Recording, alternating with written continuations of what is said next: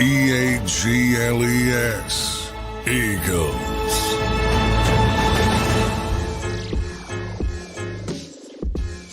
Welcome in, everybody, to the JAKIB Postgame Show. A 28-3 annihilation by the Philadelphia Eagles. Sileo, dare I say it, is bully ball back in the city of brotherly love, baby. Saquon Barkley, 17 carries, 176 yards. Birds win 28-3, move to 4-2 on the season and get their first NFC East win of the year. That's Dan Sileo, host of the National Football Show, 1987 national champion on the Miami Hurricanes. We'll be joined later on by John McMullen. I'm your host, Zander Krause. Give us a follow on X, me at Real Zander, Big Sills at Dan Sileo Show, and Johnny Mac later on in the show at JF McMullen.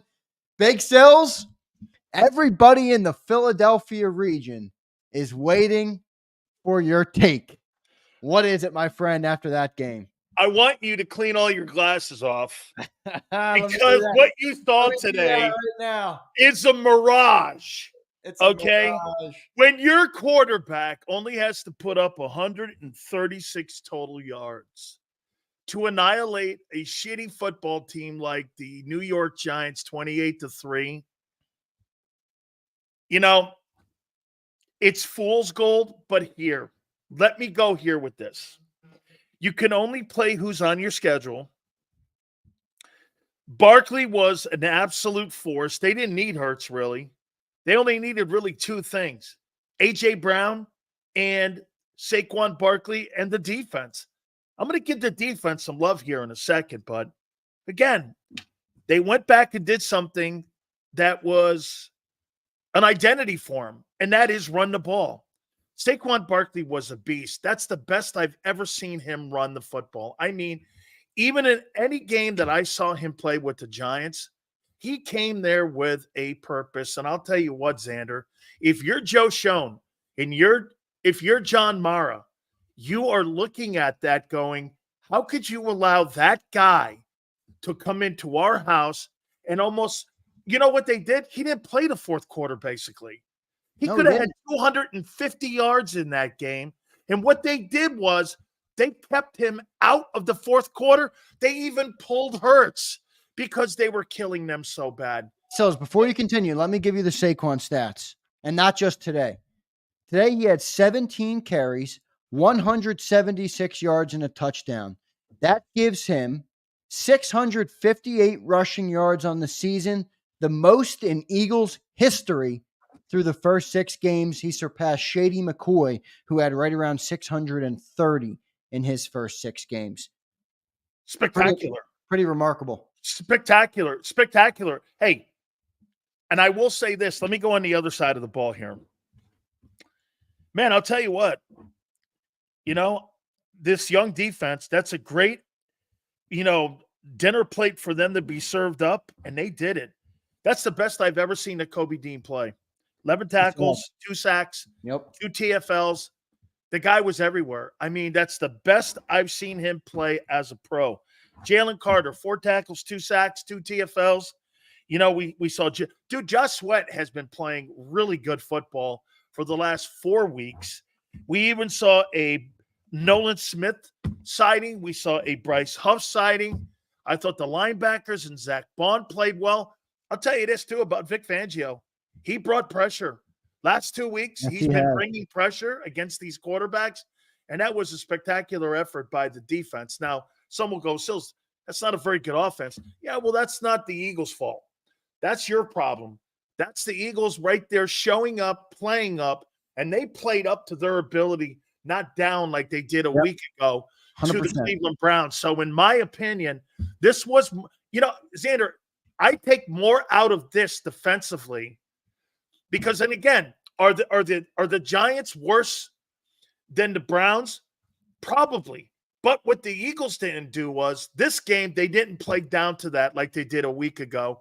They played up and they completely shut that football team down. I mean, I don't know what the total number was when it came to total yards there, but they absolutely just beat the living hell out of them.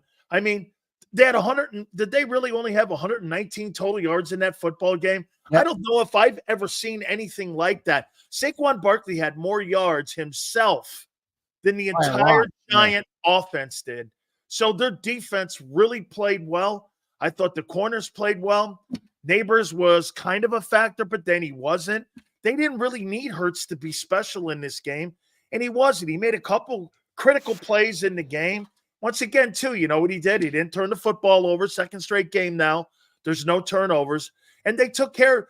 This right here, when you're playing a crappy team, take care of business. This is how you take care of business. Unlike they did a week ago against the Browns, they did it. 28-3. The game was never really close.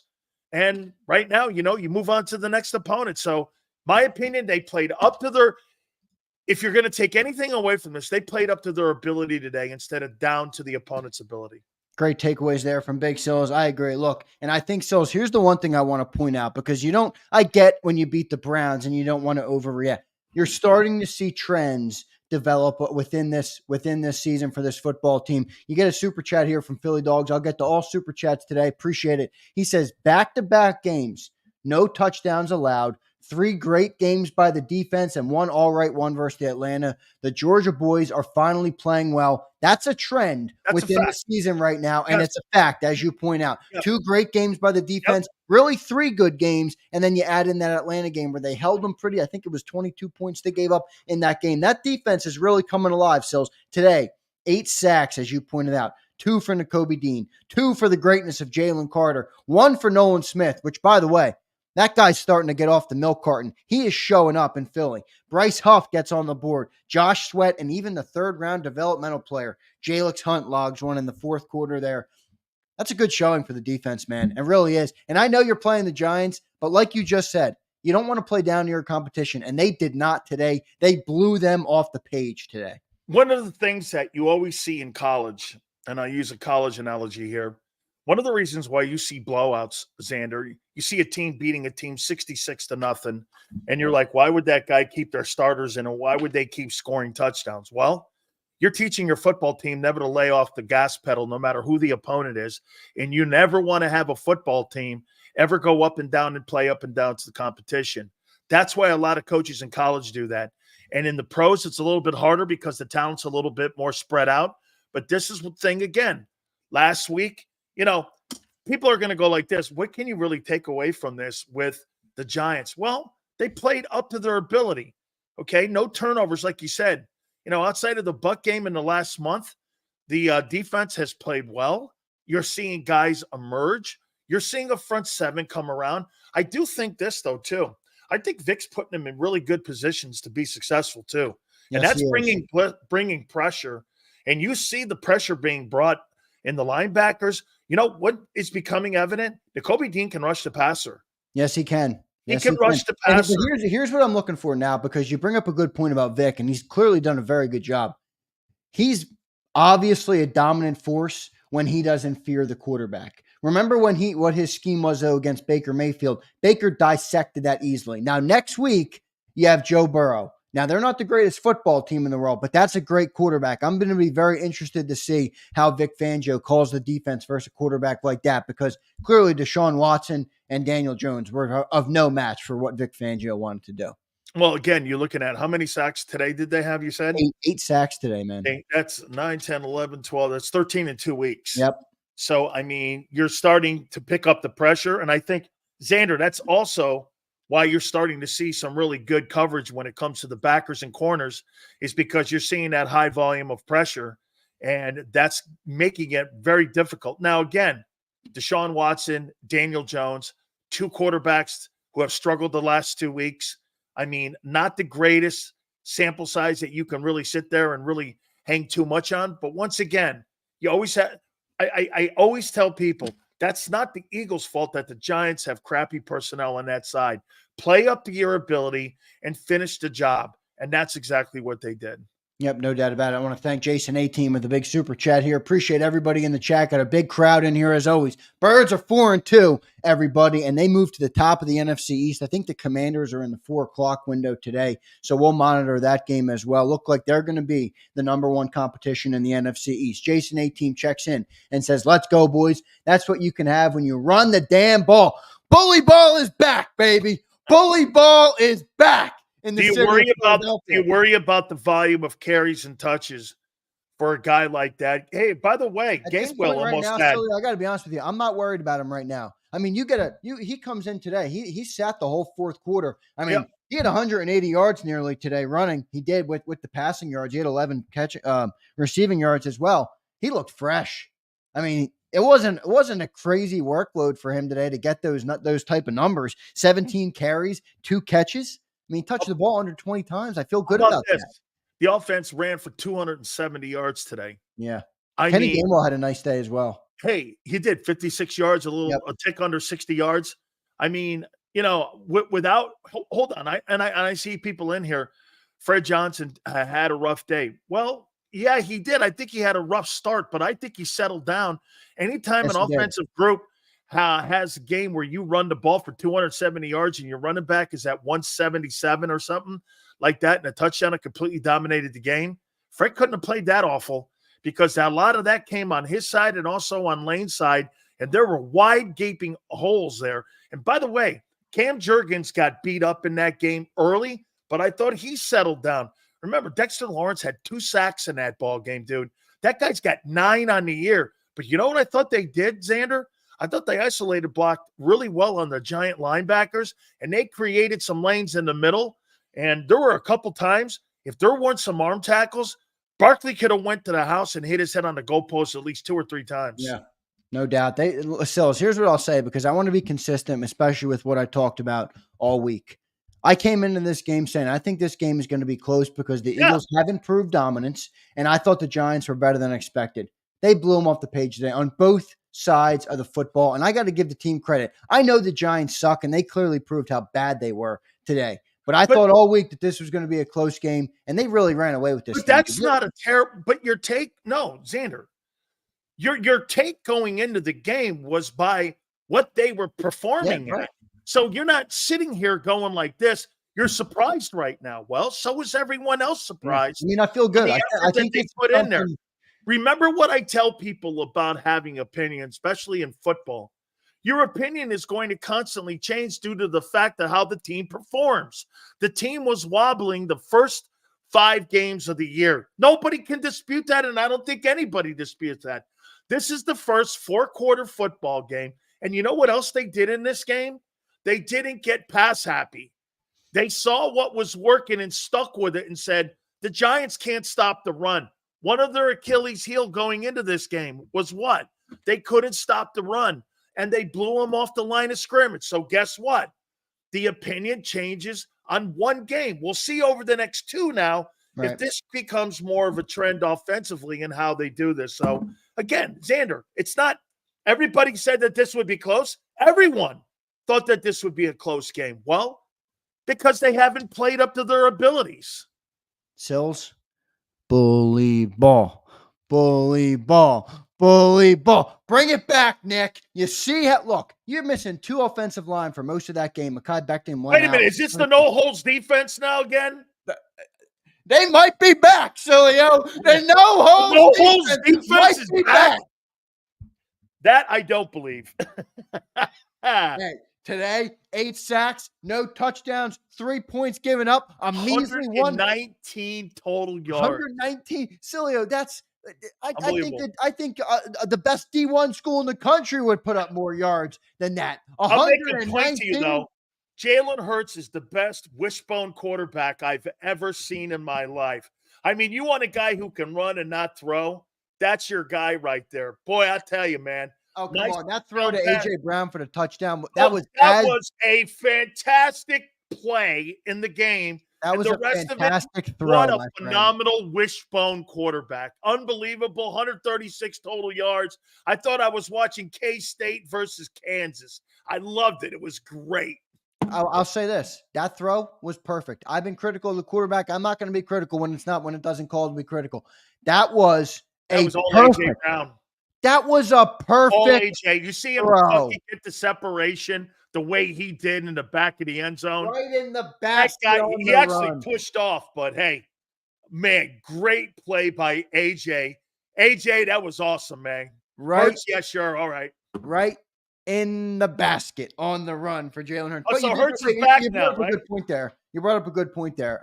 They didn't. You're right. They stuck with the run today. Hurts was 10 of 14. Sills. I don't remember the last time Hurts had that few passing attempts in a game.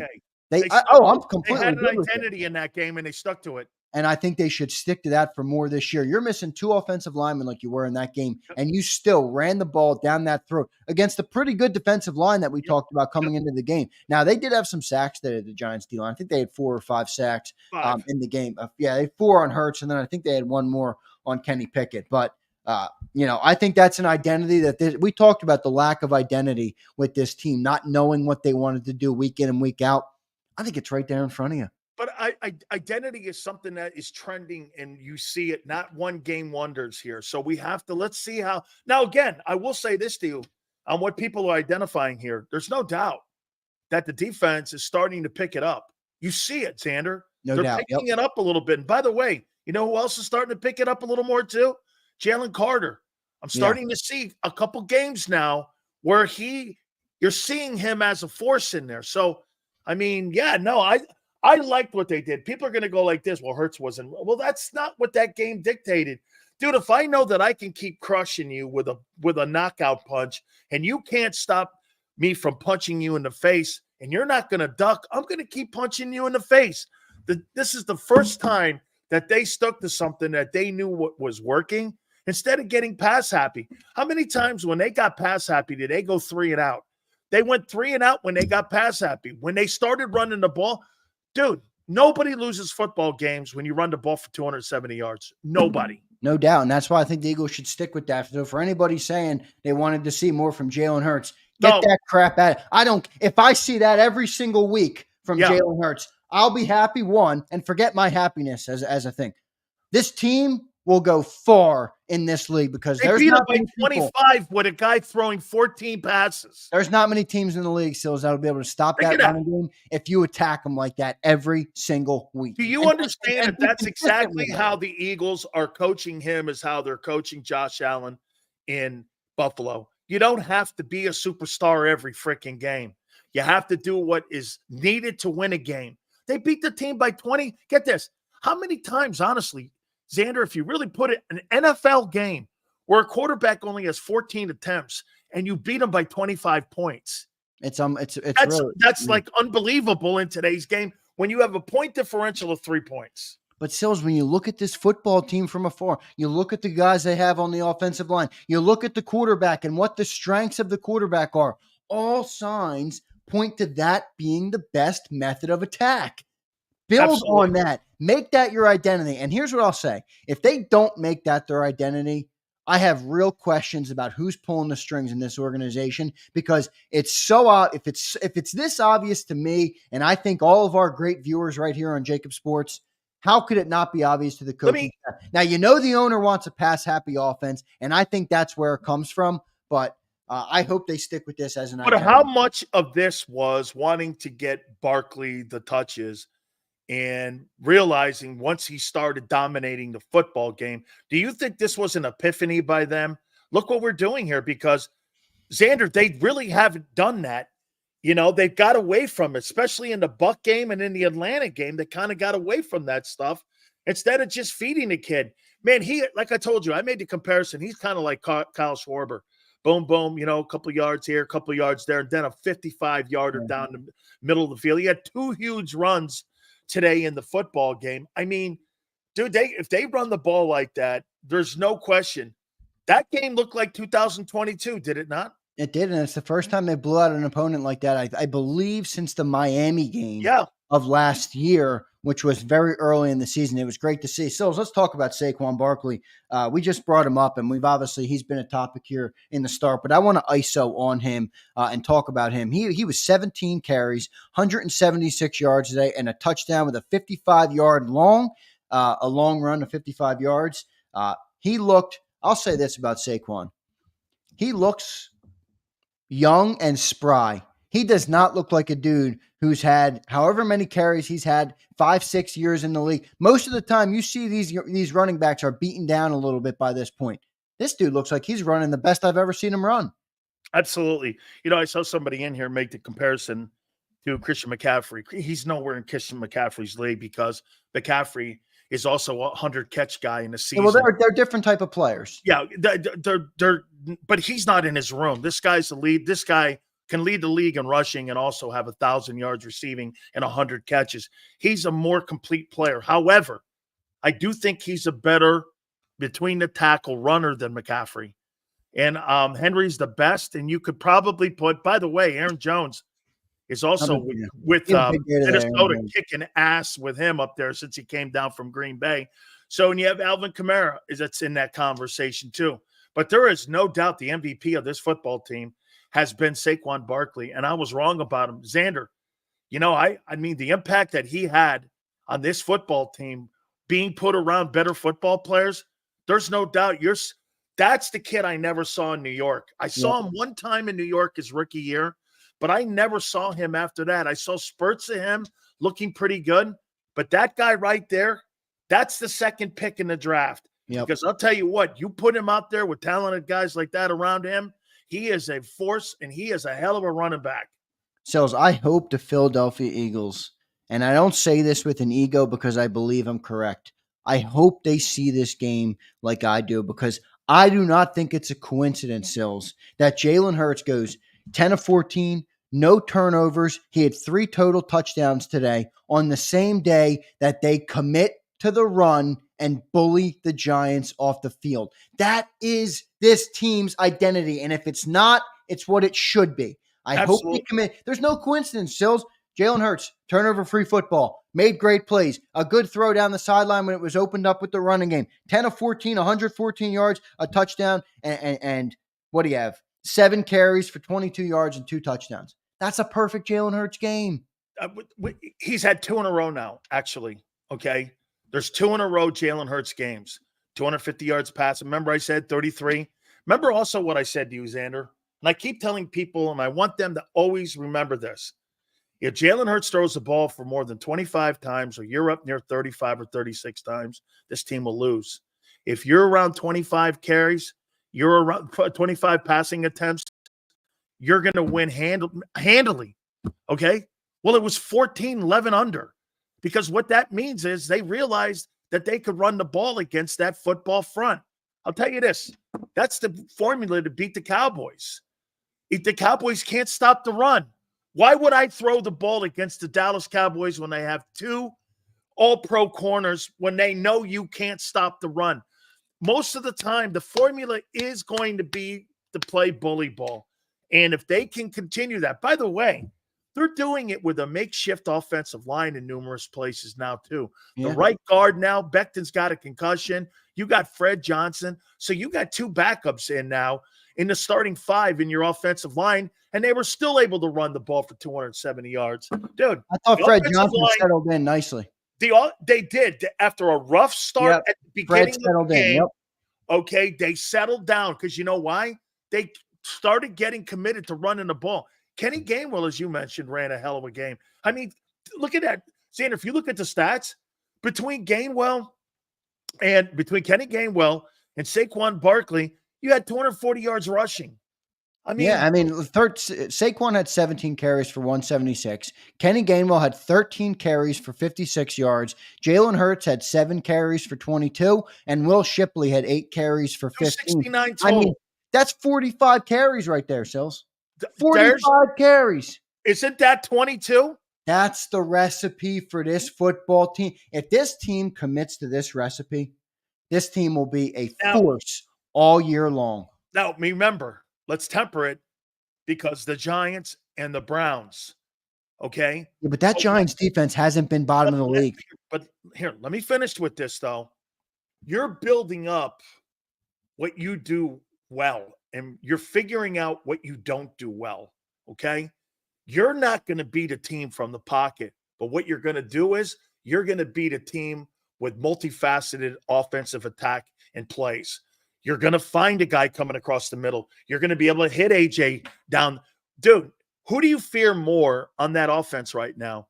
AJ Brown or Barkley? Those are the two dudes you fear the most, but it's got to be Saquon at this point. Okay. Well, that's why that thing's open on one. Hey, you want to know why AJ was single covered down that sideline for that TD catch? Sure. You know why? You're playing close up on the line because you're afraid Barkley's going to. Did you see what they were doing? Hey, by the way, you can say whatever you want about Fred. That big run down the sideline was over Fred's side. And did you see Cam Jurgens get out there and blow that linebacker up and secure the perimeter? That was a hell of a play out there on the corner. Yep, no doubt about it. Big Cells, I want to ask about one more thing, and then I want to get to a couple super chats before we get to the takeaways here. And this was my one gripe with the team today. I thought it was a pretty clean game for the Eagles. I was very happy with their performance. I liked the way they bullied the Giants. The one gripe, and I'll ask you what you think of it, the first quarter scoring. Another first quarter, nothing on the board. Sills, you beat the Giants. You beat the Browns. You're 4-2. You get to late in the year, you can't have 25% of the game where you're inept on offense. You just can't have it. It's not a winning formula. They have to get it fixed. What would be your fix to this, and how big of a problem do you think it is? I think it's an issue that these guys are scripting these plays and they're not going anywhere with them. I think that they have to have a self-evaluation of what they're doing wrong in those first 25. Think about it, Zander. After the first 25 plays or after the first 20 plays, the offense started blowing people off the ball and they started running the ball. You don't script run plays, dude. You just go ahead and run the ball. Those pass plays that they do, look at all the 3 and outs. Okay? He's not going to be effective running or throwing the football on the first 20 plays. So are you thinking this is on Kellen? Are you thinking it's a Kellen Moore problem? No, I think it's a collaborative thing. Okay. I think it's Nick and Kellen and Stoutland. And how much of Jalen? How much of Jalen? And Jalen. I think all of them are in the game. Dude, they all agree to the game plan to the start of it. This is everyone. Nick said it. It's collaborative. It's Hurts. It's me. How can the first 25 plays of a game be the worst 20? Would we not agree? 2 games in a row, the first 25 plays have been the worst 25 plays of their game for the Browns and the Giant game. It's been the worst. I mean, start faster. Dude, start faster. Run the damn ball. They should have ran the ball the entire first series. Try that. They need to reevaluate what they're doing because that's not working. Yeah, I agree with you. And I think they got to stick to that run game, and really force it down people. So it's the identity of the team. When you look at the quarterback, you look at the running back, you look at the roster, you look at the offensive line. It's very clear that that's this is the best running attack that they have had in probably 14, 13 games. 270 yards rushing. This is probably their best effort that they have had in about 14 games, man. I mean, and it's a divisional opponent to boot. Believe me. I'll tell you this. Hey, next time you play the Giants, that Giant game is going to be a little bit more difficult because it always is, because now they know what you're going to try to do to them, and you better come up with a different game plan. Yeah, how many times? Last year, that's where I like our advantage. You could know that and it's at home.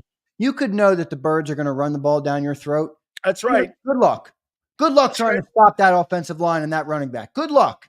And that's where I think they really have to double down. That's what they did last year. They stopped the run and they beat you. Yeah, but they got to get away from the infatuation. Yes, throwing the ball absolutely. Over the field. Let it. And by the way, it's not an indictment on the quarterback. No. He's 25 years old. Let the dude develop. How many times did we hear this coming out of camp? Jalen is doing what the defense is giving him. Well, let that be true then. If the defense is giving you the ground game, let the ground game dominate the game. You don't have to counter it. No doubt. Let's get through a couple super chats here. I want to thank everybody for being here on this JAKIB Postgame Show. Birds moved to 4-2. Everybody, tons of super chats coming in. We'll get to them. And then on the other side of the break, I got some isolated questions for Big Sills. I want his take on Quinyon Mitchell. I want his take on Nolan Smith. I want his take on Bryce Huff, Josh Sweat, all guys showing up on the defensive side of the football. And I'll also get, by the way, you're looking at a national champion starter defensive tackle in the Hurricanes. I'll get his take on our 2 D tackles who seem to be starting to show up in a big way. Let's roll through a couple of these super chats here at Big Sills. We got Philly Dogs. We got Jason 18. A second one from 18. Appreciate it, Jason. Jason says, did you see how everyone had their hand in the dirt instead of standing up? It made a hell of a difference, and Quinyon's better than Slay. Your thoughts on that hand in the dirt comment from Jason 18, Big Sills? Jason, do you know how you know that they played well today, the defense? Count the men that are standing around the pile. When you see 4 or 5 or 6 guys, that's a mentality to want to get to the ball. The entire Eagle defense, almost every play today was around the pile, which means guys were trying to make plays, which means the mentality and the effort was there for them at the start of the football game. They played a 60-minute football game defensively. Yep. The offense, and by the way, people will go like this, man, the slow starts. I don't really think it's slow starts. I think it's poor game planning. Yeah. Because, I mean, those plays are just getting in the way. But that defense showed up with attitude. They ran to the ball. I thought a lot of guys played really well. I mean, all across the board. I thought Vic Fangio had his best day as a defensive coordinator. Yeah, he's been really good recently. Vic Fangio really been dialing up some good defenses, good stuff there. Jalen checks in. Jalen Mad Day checks in. These are pros. You need to develop young players. Better get reps first, Shipley, Ringo, when you're up 25. Yeah, it's a good point. I mean, we got some good reps, valuable reps from some of those young players today late in that game. Jalen, appreciate the super chat. My brother Bearded Willie checks in. Member chat. No, Sills. You and I and John and Xander all week said we thought this game was going to be close and Jones was playing well. This win was dominant. Bearded, I will 100% agree with that. Big Sills, your response. Yeah, absolutely. And but Bearded. No, not anybody, even the point spread people and the people in Vegas and Atlantic City thought this was going to be a blowout. Nobody did because of the way that the Giants, and by the way, they build castles in Vegas and Atlantic City for one reason, because we're wrong most of the time. So for them to even put the point spread at what it was, that's what you know. Those guys put the money down and they put the bag of money down on this whole thing here. So you knew that this was going to be a tougher game. Well, they did something that they haven't done in about 13 games. You know what that is? They played up to their ability and not down to the ability and talent of the opposing team. They actually came in and took care of business today. And by the way, I think this was a big win for their coach. I think that the coach going into this with all the crap that went on last week, I think he comes out of this looking well. And I think he comes out of this pretty good right here because the football team did everything they had to do when it came to really playing well. I'll tell you this that I have a little problem with, though, and this comes into talent a little bit. Special teams 3 weeks in a row now has had some gaffes on it. Mm-hmm. And that's something to keep an eye on because you don't want to keep it going where your special teams is making mistakes. I mean, even on the kickoff of the football game, they lined up off sides. Yeah. I mean, you gotta kind of be in there a little bit where you're kind of being focused and all. And again, 3 weeks in a row, there's been some mistakes on the special teams. I'll tell you something that we're starting to discover. If Britton Covey comes back, I don't know if he's going to beat out Cooper DeJean. That guy can punt return. Yeah. I mean, dude, that guy is tough to get down on the ground. And I like the way he has in the punt return. That guy, he's not Devin Hester, but I'll tell you what. He looks pretty good back there returning those punts for them. No doubt about that. He for sure does. And I'll say this about special teams. It's a good point. You don't expect special teams to win you games, but you don't want them to cost you games. And that's where I think they got to clean up some of those problems. Let's get to a couple more super chats before we get to our break. Appreciate everybody. Dan checks in with a $10 super chat. Thank you, Dan. He says, didn't play down to their competition, and that's all you can ask for on a day like this. Defense looking good and run game looks amazing. Giants are terrible, but their D-line isn't. Good sign. I agree, Dan, 100%. That Giants defense is not that bad. I liked what we did today. Big Sills, your response. Dan, that is a spectacular take. You're not going nuts on the Giant win, but what you are going nuts on is how they approach the game to get the W, to put the point differential up. That's exactly how you look at a game like that. Hey, Dan, you're doing the same thing I'm doing.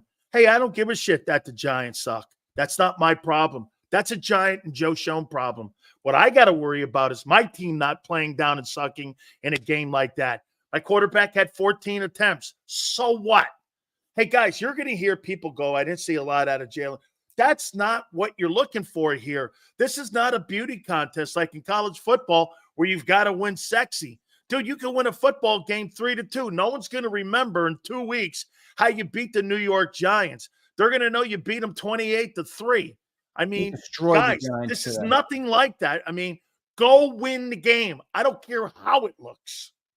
Yep, no doubt about it. Great response there from Big Sills. Brian Fleming checks in. Brian, appreciate it. He said Hurts is still a single read quarterback. If it's not there, he tries to bail right and take sacks. He was missing wide open receivers today. Can't see the middle of the field. It's a problem that will haunt us.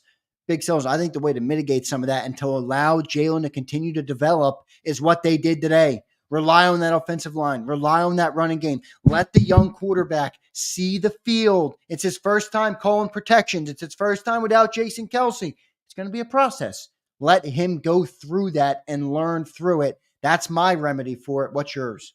Brian, you saw the missed touchdown pass to Barkley. He was wide open because Jalen held the ball too long, right? Yep. That's what you saw. That's his struggles because he holds the ball too long. And he doesn't process the information as quick as other guys because he doesn't set his feet. He didn't set his feet back there, and he didn't get back in time to set his feet. He's got fundamental flaws back there in the pocket, Zander. Like, he doesn't really step up well sometimes in the pocket, and he rolls a lot, and he really doesn't have a real good firm grip on the pocket and looking down the field. And that Barkley was wide open. Dude, he just had to flick it out to him, and he could have thrown it. You always know you throw it back into the blitz. They blitz from that side. How do you not know that? Unless he thought the blitz was coming from some other place from more inside. But that guy, he threw right back into it. Barkley was wide open for an easy touchdown, and he missed it. Now, again, that's nitpicking. But nitpicking is going to happen in the playoffs. That's when you're going to nitpick, because nitpicking – inches come down to those kind of plays when you're playing against those really good teams. Now, maybe again, like I said in the pregame show, maybe this is where this team is right now, where Kansas City was a year ago, trying to find themselves, get over the bumps. I think that's a little lofty, but I get the sentiment of what you're saying. Okay. And get this. Didn't I say that this was going to be a little rocky and bumpy and you're going to start to see them come around? I'll tell you what. People always, and I killed them on my show, the National Football Show, when I say, well, you got the defense is, coming around, they're ranked 20. Well, I think you're seeing signs of that a little bit here. Now, again, I'm going to take what Brian did, and I'm going to listen to you, Brian, and you're right. Browns and Giants, let's not go crazy. However, you are putting up good efforts. Well, better effort today than you did against the Giants. This was by far more takeaways today than there was against that Browns. I thought the Browns effort wasn't very good. I think this effort is a lot better. Yep, no doubt about it. Let's keep rolling. A couple more super chats before we get to the break. Appreciate everybody. We go, if you give 10, 15, $20, I'm going to get to you first. So thank you guys for the supers today. Much appreciated. And from anybody that doesn't super, we appreciate your viewership as well. Surgical checks in. It's been obvious that need to run for a year now, and they have a game like this and go back to the go ball offense instead of getting into a rhythm and running the ball. Surgical, that's the fear. The fear is that they go back to what they were doing, and so they are going to go back to throwing the ball. They are going to go back to it. Why? I just don't get, man. I don't get even. I don't. Yes, you do. There's $51 million in salaries. There's $51 million. You're not paying those guys not to go to them, dude. All right, well, you're paying. It's a salary cap. You're paying somebody anyway. Win the damn game. Nobody has $51 million. Relying on my $100 million offensive line. $51 million. How many teams have $51 million in wide receivers? I can't name any. I can't name one. A.J. Brown had 5 catches for 89 yards and a touchdown today. We're talking about going back and throwing the ball, not running the ball. No, I get what you're saying. I'm saying, though, if you're going to pay the damn money anyway, do what you need to do to win the most amount of games. That's not how they operate, though. I know it's not. You're right. I'm not arguing with you. I'm just arguing against a team who seems to have a philosophy that they will stick you no matter what, when all the common sense in the world, all the eye test, everything about this football team, Dan, points to run the ball behind that beastie O-line. This is why we're like this today, Zander, after the win. Wow. They did what they were supposed to do. They haven't done that for a month and a half of football, man. Now they did it. The fear is, like Surgical says, the fear is they're going to go back to throwing the ball. Dude, Surgical, all you need to know on how Zander is upset about this is the first 25 plays of the last 2 weeks or maybe the entire season. You know what that is? They throw the ball more in those first 25 plays than they run the ball. Am I right? You know they do. It's 3-1. And then when they get off it, then they start running it. Then it opens up. Then they get away from running the ball. And then they bring the opposing teams back in. You're right, man. Look at this. You threw 14 passes today. 14 passes and you crushed the team. If you don't know that that's not it tells you who you are, there's something wrong with you as a coaching staff. No doubt. And it might not be the coaching staff. It might be coming from upstairs. One more super chat. We'll get to our commercial break. Bearded Willie checks in. I know a lot of people have written off Nolan Smith. He is a high motor and never quits on a play. His hustle is always there. He caused that sack for Carter today. That is not true. I believe he'll be great. Bearded, thank you for the super chat. I will say Nolan has looked a lot better in recent weeks. He's a young player. Got to give him time. Big Silver response. Fair. To sit there and say that people have written him off and he has a high motor and he never quits on plays is ridiculous. This is the first 2 weeks that I've seen a sighting of him. And you too. You're making that up. And Bearded, I got you, and I understand that you want this kid to be successful. But he's played 2 games where you've seen him on the ledger where you're seeing numbers here. Let's see the kid continue to play. Let's see if he can be consistent. Because at the end of the day here, that's not a true comment. Okay, he has a high motor. I saw a guy knock the shit out of him and put him on his back. So before we start sitting here giving Nolan Smith a lot of kudos, let's see him as he plays through the rest of the year. Will he be able to handle 17 games? Will he be able to handle 900 reps? What is his production going to look like late in the year? Is he going to know how to be a pro? We'll find out as the season goes on. I will say small trend developing with him. 2 games. And Sills, he started the game today on first down. He is a much better 3-down player than Bryce Huff is. Yes. By far. And you wouldn't really think so because Nolan's pretty undersized. He sets that edge pretty well and is not a liability in the run game like Bryce Huff was. I am not going to sit here and tell people that I'm sold on that defense yet. When you beat the Giants, you really had a great effort today. Let's expand on it. You didn't have a great effort last week. I didn't think that was that great an effort. I thought it was an okay football game. You haven't played really great in any way, except maybe Atlanta, where you held them to 18 points or something like that. I mean, but as far as I'm concerned, I still think the defense has a long way to go, but it's good to see Vic Fangio bringing pressure. The most impressive guy on the field was actually Nakobe Dean. Yeah, and we're going to talk about him after the break as well. Let's get to that break. I'm going to get to everybody's super chats by the end of the show. That's my promise. I got a lot coming in, and we're a little bit tight on time with Johnny Mack coming up. So let me get to the commercial break now. Appreciate everybody being here. Hit that like button. You're watching the JAKIB Postgame Show right here on JAKIB Sports. That's Dan Sileo. I'm your host, Zander Krause. We'll have John McMullen live from MetLife Stadium joining us in a few. I'll be back in 3 minutes, everybody. Stay tuned. Blocked well and tries to cut through the middle. Oh! Your gut says Miami is going to win, and you should take the over. Your gut also said your NFT selfies would only go up in value. They didn't. But your head is on Sports Grid and knows the QB is in concussion protocol.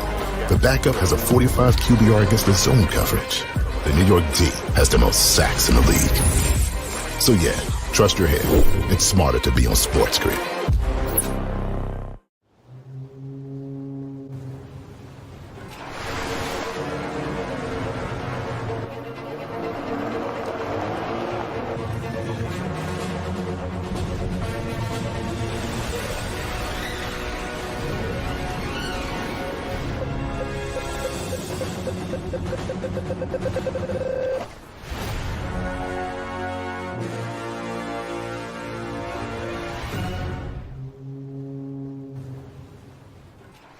Score and save at Southeastern PA and Delaware with Colony Pools this football season, and let the experts close your pool with a custom Merlin safety cover in green for the birds. And if you join our Winter Watch team, we'll give you another 20% off, and Colony Pools will handle it all. Keep your tiles on your pool, not in your pool.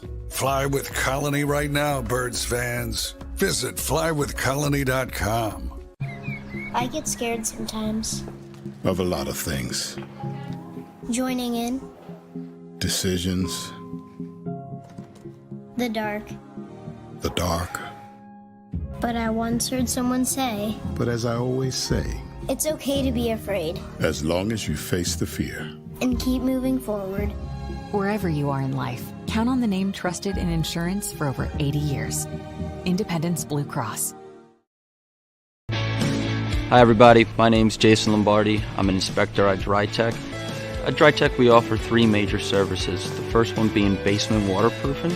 The second service we offer is foundation and structural repairs. And then the third service that we offer is mold remediation.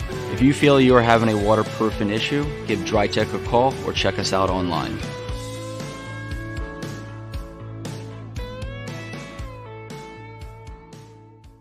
Heading down the shore, have a ball once more.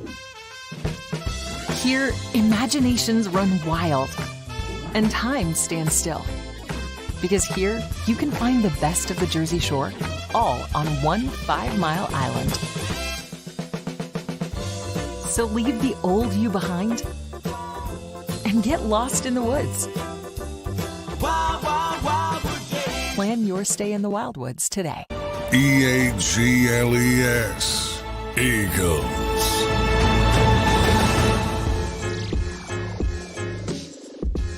Welcome back in, everybody, to the JAKIB Postgame Show. Philadelphia Eagles get the win today, 28-3, moved to 4-2 on the year. Blew the Giants off the page today. They only had 100. What they have, Sileo? 119 total yards. 119 total yards of offense. I do want to remind everybody, all of our great viewers here on JAKIB Sports, become a member today. We'll be giving away a Saquon Barkley jersey this week, and then every time he goes over 125 all-purpose yards, we will give away a jersey right here on the channel to one of our channel members. So get your memberships in now. We will be giving away that on Birds 365 on Tuesday's edition of Birds 365. So get your memberships in, and we will be giving away a Saquon Barkley jersey. A massive day for him. 17 carries, 176 yards on the ground, and a touchdown versus his former team in his first game back. 188 total yards, actually, yes, with the 11 passing yards as well. Great day for Saquon Barkley. Sills, let's go to that defensive side, man. A lot of guys stepping up, Dan. A lot of guys starting to show some promise on this team. Let's start with Nakobe Dean. 2 sacks today. Clearly, he can get after the quarterback when you unleash him. That is in his skill set. What'd you see from Nakobe Dean today? They're moving him around more. And Vic is blitzing him more and using him in pressure. I think he's fitting the role that they thought Devin White was going to fit, where they were going to bring pressure with the linebackers. Because I'll tell you one thing he can do. He has a nose to get to the quarterback. And you're starting to see that now in the first 6 games of the year here, that he can get back there. Zander, it's starting to look like a little bit more. And again, the reason why you have to start saying this stuff is because he's trending here. His tackling and his angles are getting a tad better. He's still look, dude. TJ Edwards sucks when it comes to covering backs out of the backfield and tight ends. So there's not like there was some sort of massive drop-off with Dean being in there when it came to covering tight ends and backs. TJ's not that great at it either. That's a real tough skill set. Very few linebackers can fill a hole and cover backs and line tight ends coming out of the backfield. So to me, again, you're seeing that's the best football game I've seen him play as a pro. Okay, since he's been a Philadelphia Eagle, that's his best game that he's played. Yeah, I will say 11 tackles. He's still 11 tackles, 2 sacks, 2 TFLs, had 6 solo tackles in the game. It's the best I've seen him play. And if he can continue that trend and continue building upon this game here, I didn't think he was that great against Cleveland. I think he was still terrible. struggles in space, Sills. Like he can't. He really struggles. Yeah, he does. But I think that could be also, Xander. You have to start doing this.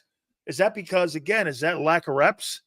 Remember something. Coming into this year, he only had 243 or 213 or 218 total reps as an NFL football player.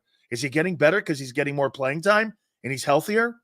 That to me, you got to take that into consideration too. As critical as I've been of the guy, let's see more reps and what it does for him over the next 3 weeks. Yeah, Plus no better quarterbacks.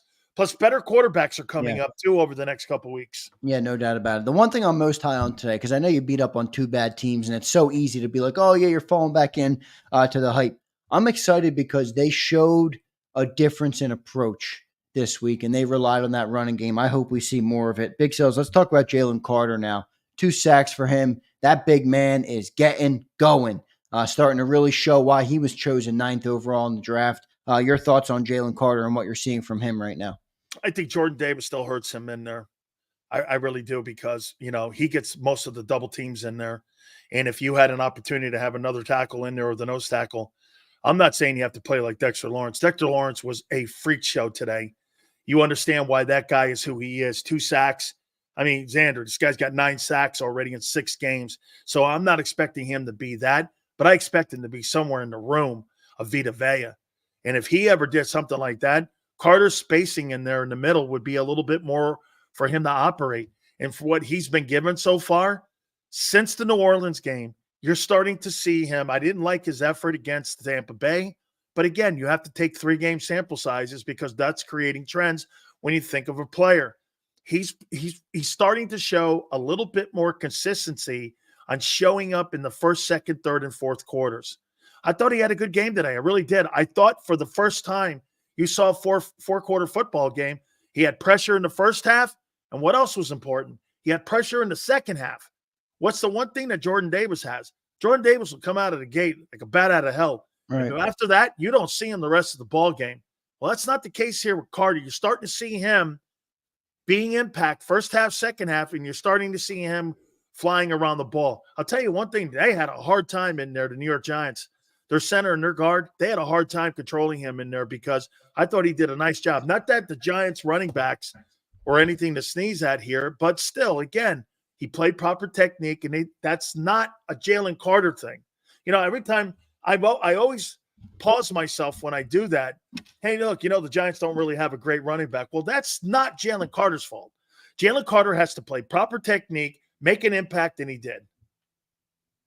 No doubt about it. A good showing for him, and I'll rewatch the tape on Jordan Davis. He didn't jump off the page with sacks today, but I don't think he had a bad game, so I will review that. No, when you hold Xander, when you hold the team to 119 yards, hard to pick out anybody having a bad game. Exactly, especially on the defensive side. I don't know if I've ever seen an NFL team held 100. The New York Giants are going to be destroyed in the media in New York this week.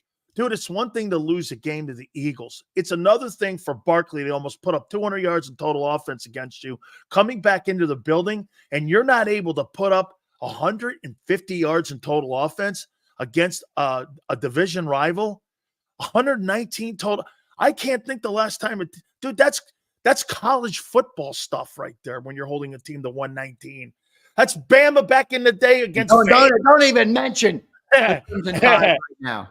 Don't even mention Alabama right now. I don't want to think about that right now, man. I got one win this weekend. All right, the Birds got the win today. My Crimson Tide collapsed versus the Tennessee, Volunteers, and I hate Tennessee. I know we have some people. I hate Tennessee. I had a couple game days in Tennessee in my time in Alabama. Their fans suck. They're passionate, but F them, as we would say down there in Bama. Big Sales, Nolan Smith. The guy is starting to show signs of life. not only you, but me, was very hard on him early in the year. I'm like, this is a first-round player, everybody, a first-rounder. Well, he's starting to look the part, at least to some extent, starting to show he's not a liability on the field. What do you have? 1 sack today, but I thought he set the edge well. He seems to be more of a 3-down player than Bryce Huff is. Your thoughts on Nolan Smith and what you're seeing from him? The only thing that I'm a little nervous on is that, are you hiding a lot of the deficiencies with these two guys by bringing them in pressure? Because tackling, there's still issues with those two men. And I'm talking Dean and Nolan Smith, because they're bringing, Nolan Smith is being brought a lot in pressure now. Vic has amped it up. The last 2 weeks, Zander, I wonder if they came to an epiphany and went like this: we can't sit back, because if we sit back, they're going to run the ball on us and they're going to throw the ball on us. Because the last 2 weeks, would you not agree? The pressure has been amped up by Vic, and the blitzing has been amped up by him by bringing linebackers. So to me, once again, it's Cleveland and the Giants. It's correct in how you should view that. Hey, take it with a grain of salt, but take a look at what you're doing. Don't worry about what the Giants could not do. Worry about what you're doing. And they brought pressure. There's guys looking like they're starting to develop a little bit. Again, we'll see how this whole thing plays out. Remember a year ago, Zander, everybody was jumping the gun trying to tell me that Jordan Davis was going to be a football player, and he had a really nice stretch of 4 games. He ended up being a turd. Let's see how this thing plays out by the end of the year here and how these guys do. It was a really good game for Nakobe. It was a solid game for Nolan. We had a sighting when it came to Bryce. But at the end of the day, it's a 17-game football season, and not one of the players that we just mentioned has been consistent in any matter so far this year. Fair enough. Bryce Huff, though, showed up a second week in a row. Now, he didn't get on the board fully last week, but he had a half a sack last week. He gets on the board with a full sack today. Your thoughts on him and how he's developing into the year? Not quite the replacement of Hassan Reddick, obviously, and he's a cheap man's version of him as of right now, because Reddick created problems for teams, and he doesn't create a problem. He shows up at certain signs. They need a little more from him. Remember something, Zander. You have to compare him to Reddick, because that's who we replaced. And so far, I don't see it. He showed up today. Okay. Well, that's an everyday event for Hassan Reddick if Matt Patricia's not your DC. If Matt Patricia's not your DC, he's going to get you 29 sacks. Do you realize that guy got you 20? What did he get you? 30 sacks in 2 years, counting the postseason? That's what that guy's got to live up to. 30 sacks in 2 years is what Reddick. And so far, you know what? Nice. Half a sack, a sack. Well, all right. We need more. They need more out of them. If you want to go where you want to go, they need a ton more out of him. Yeah, no, you're right about that. There's no doubt about it. By the way, Hassan Reddick gets it worked out finally. I knew they would. Once he hired Drew, I said he's going to get that worked out. He'll be playing in no time, and that's what happened. You know who Silzo, I think, has been flying under the radar this year, but has been promising, and that's Josh Sweat. He had another sack today. I think he's been your overall best edge rusher this year. Hasn't been great, hasn't jumped off the page, but he's been consistent and solid. Your thoughts on Josh Sweat? He's been the best defensive lineman they've had. And then I would put in there second would be Brandon Graham would be the second best, because Sweat. So, I mean, the reason that Huff got that sack was because Sweat was back there. Sweat was back there, and I think Josh had another sack today too. And he's showing up, dude. I mean, he sets the edge well. He pressured the quarterback the entire football game. Got to tell you, man, Josh Sweat looks like 22 Josh Sweat as of right now. And he's playing really good ball. He's good in the run. He's creating hits on the quarterback. I like what I'm seeing with him, man. He is their most consistent defensive lineman at getting to the quarterback and creating pressure than any front four guy they have. No doubt about it. Great stuff there. We're going to wait to talk to John McMullen. Coming up here shortly on the JAKIB Postgame Show, we will get Johnny Mac up. John, Sills, any other key takeaways on this game? I thought Quinyon Mitchell, we'll go to Quinyon. I thought he had a nice game. I think he's really putting together a great rookie season and showing what the future could hold with this young man. Remember, everybody, he's a rookie. There's going to be moments where he gets beat, but overall, this looks like he looks like we got a dog at corner And I'll say that about Quinion. Your thoughts on what you've seen from him so far? They're developing him well. And how about this? The more pressure they get, the better he's going to look. So like today, he looked really well. He looked really good because the pressure was there. Even Slay looked good today, man. I mean, there were times in there where Darius Slay, and I love what Slay does. You know what he'll do? He'll take a penalty on holding so that he doesn't give up the big 25-yard play, those explosion plays. Dude, I'll take that any day too, especially when you're in the middle of the field. Yeah, it's kind of smart football. He's a smart football guy. His intelligence and his IQ to play that position. You see why when Johnny Mack says if they're going to move anybody and travel anybody back there, it's going to be him because of his intelligence and his football IQ. But, hey, he got banged up and he's been playing a little bit banged up out there. And I got to tell you, man, they don't really threaten his side of the football a lot of the time. Now, look, the last two football teams don't really have anybody to threaten you with. Okay, so we'll find out over these next couple of weeks on how he's going to play because you got some really good quarterbacks coming up here. But, dude, like I said, my takeaway with him was good. And Kellen Moore, my takeaway with him was that he called a great football game. They went to the strength of what they were doing, and they went to the weakness of what the Giants couldn't do, and they stuck to it the entire game. I mean, I'm still stuck on this. 14 passing attempts, and you kill a team by 25 points. That's how you blow a team out when you know how to beat a team. Right there, I'm going to say this to you, Xander. Jimmy Johnson came on this program and said there's offensive coordinators that want to put big stats up, but there's offensive coordinators that want to win a game. Kellen Moore wanted to win a game. They didn't put big stats up offensively. I mean, throwing the ball, who had the big game? I mean, I don't even know. What did AJ didn't even have 100 yards. I mean, he had 5 catches, 89 yards, and a touchdown. And look at everybody else. 11, quarterback had 114. I mean, Hurts only had 114 passing yards. Yeah. 89 of them were to AJ. But what was the most significant thing that I just said to you is that the coordinator didn't care about that. The coordinator knew what was working and wasn't looking for statistics. And you shouldn't care about that. But a lot of guys do. Well, wait, last year you did. Last year, everyone got big stats and no wins at the end. Well, you know who else cares about it is the freaking dudes upstairs, the owner and the GM who love the passing. This is how you take control of a game. Dude, that's impressive. 14 passing attempts and you crush a team. Yeah, I would love to be a fly on the wall in Jeffrey Lurie's office today. Is he happy? Or is he happy for Barkley? Or is he like, why, I don't want to be this team. I don't want to be a ground and pound team. I don't know. I mean, that's my concern that of why they're going to get back to that is because the man upstairs who wants them to pass the ball all over the field. Let's get to a couple super chats. We're waiting on John McMullen. I'm waiting for him to text me back. He should be in shortly. Bearded Willie with some love. Appreciate it, Bearded Willie.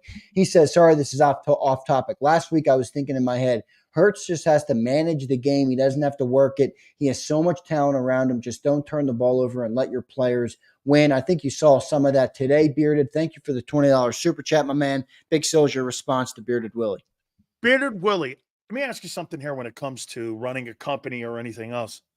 How much do you think a CEO actually does on a day-to-day basis when he's trying to run a company or he's trying to do something to make more profit for his company? You know what he does? He sits in his office and allows his employees to go ahead and work the system. You have market managers, you have department managers, and all those guys report to him, and all those guys go and do their business. My point in this whole thing is that people want to call Jalen Hurts a game manager.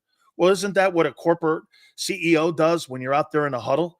Hey, let's figure out what it's going to take to win the game, and you have to be surgical with it. Sometimes, you know what? You need brain surgery. Sometimes you need your knee fixed. Sometimes you need an ankle fixed. You have to figure it out as a quarterback who's going to be a player like Jalen, who's going to be a game manager. That was a game managed game for him. And you know what? That's one of the best games I've seen him play because he didn't get in the way. The offensive coordinator didn't get in the way, and they weren't trying to put a square peg in a round hole. They went out and they said, Barkley's going to carry the mail. Okay, Saquon, it's your turn. Last week it was AJ's turn. This week it was Barkley's turn. That's what a game managing quarterback does. Isn't that what Brock Purdy does? Purdy does the same stuff. I mean, you're trying to find the weakness in the team and you're trying to get matchups. Plus, again, like Gabe says here, no turnovers, dude. Second game in a row. Look at how little Jalen has to do when he has no turnovers. Last week, 260.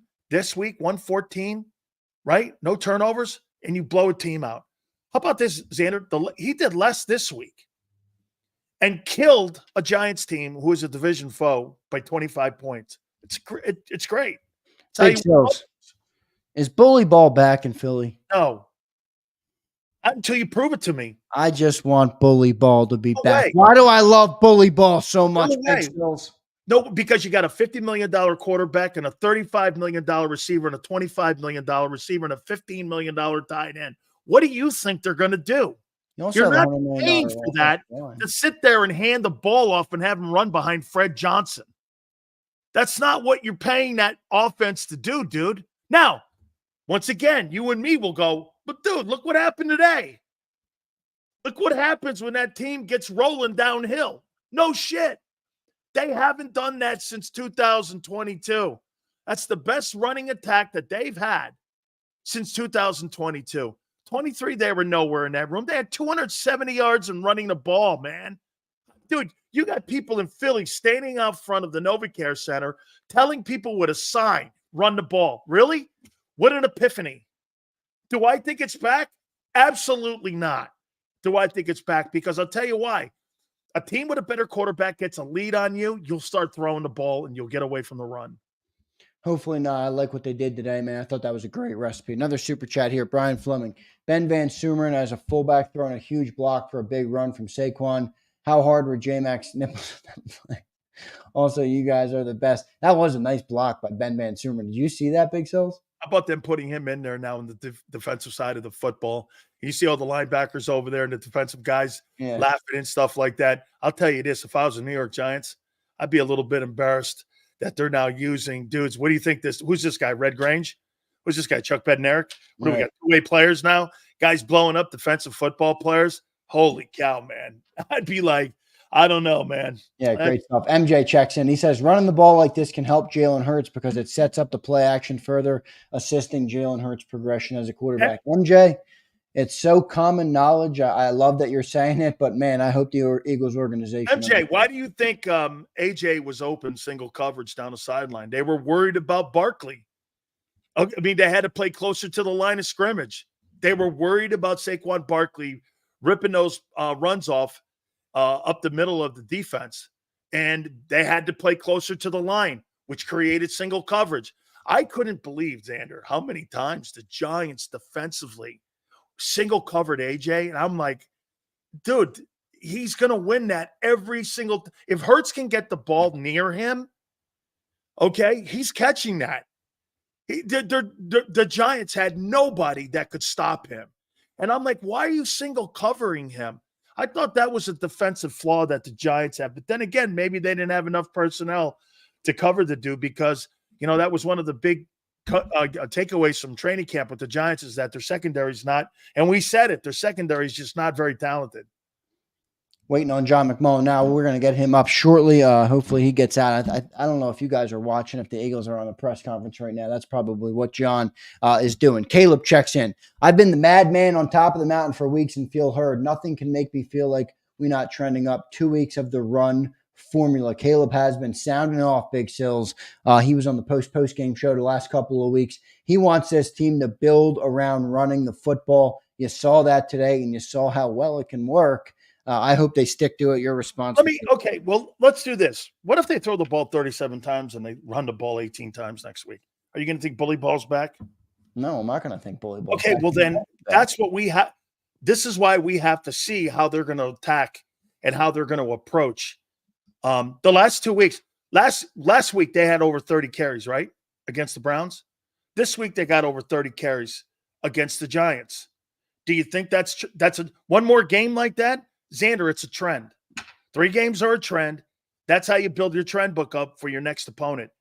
Right? Like the next opponent. Who's the next opponent right now for the Eagles? The next opponent for the Eagles is going to go the last 3 games and the last time that they played. And they're going to look at it and go, okay, here's what we did, and here's what we did well, and here's what we didn't do well against them. And they're going to look at the last 3 weeks, and they're probably going to look, because it's such a small sample size, the first 6 games. And that's what they're going to do. And they're going to build a trend book up. And a trend book is this. Every player gets them on Wednesday. They like to do this on 1st and 10. They like to do this on 2nd and 8. They like to do this on 3rd and 5. You're going to know all the favorite plays of the Philadelphia Eagles. And when you start seeing run plays, you're going to know that you're going to have a 2-mouthpiece game. You know what that means? Hey, buckle up, dude. They're going to try to run the ball down your throat. Those are always the more difficult games to play against. Dude, I'd rather play against a team that throws the ball 50 times anytime. You know why? It's just wind it up and rear back and rush the passer. When you got guys running the ball at you like that, man, and you can't stop it, that is a tough ball game. When you have a team run the ball, like the Giants, you see them quitting at the end. Look at what the Eagles did to this Giants team. By the end of the game, they were quitting because they had beat the starch out of them. You don't beat the starch out of somebody throwing the ball 40 times. No, you don't. You're right about that. No doubt about it. I mean, you're a defensive guy. When somebody's running the ball on you and you can't stop it, there's nothing more demoralizing. There's nothing more defeating. Dude, if a guy throws the ball for 500 yards, I don't care. But if a guy runs the ball and a team runs the ball for 270 yards on me, holy cow, man. Believe me, the defensive meetings for the Giants come Monday are going to be awful hard to be with because you got the shit kicked out of you in that game. Okay, you got beat by 25, and they threw. The coordinator's going to say this. Dude, this was a 1927 football game where the Eagles only threw the ball 14 times. They ran the ball 50 times down your throat. Can't happen. Can't win games like that. And that defense got run off the field. Yep, no doubt about it. One more super chat, and we have John McMullen walking up now from the press conferences. A little behind. I think the players came out a little bit late today. Sorry about that. John will be up shortly. Bearded says, like Purdy, just manage the game. You don't have to win it. And the result was running the ball more and a blowout. It's a great point. Sorry, Zander, for the Bama squad. Yeah, tough one there, Bearded. But no, he's right. And this is why I think, Sills, why I started the show with it. Bully ball, baby. Back in the city of brotherly love. Oh, you know what else is back, Sills? You know what else is back for the time being, Sills? Oh, no holds defense.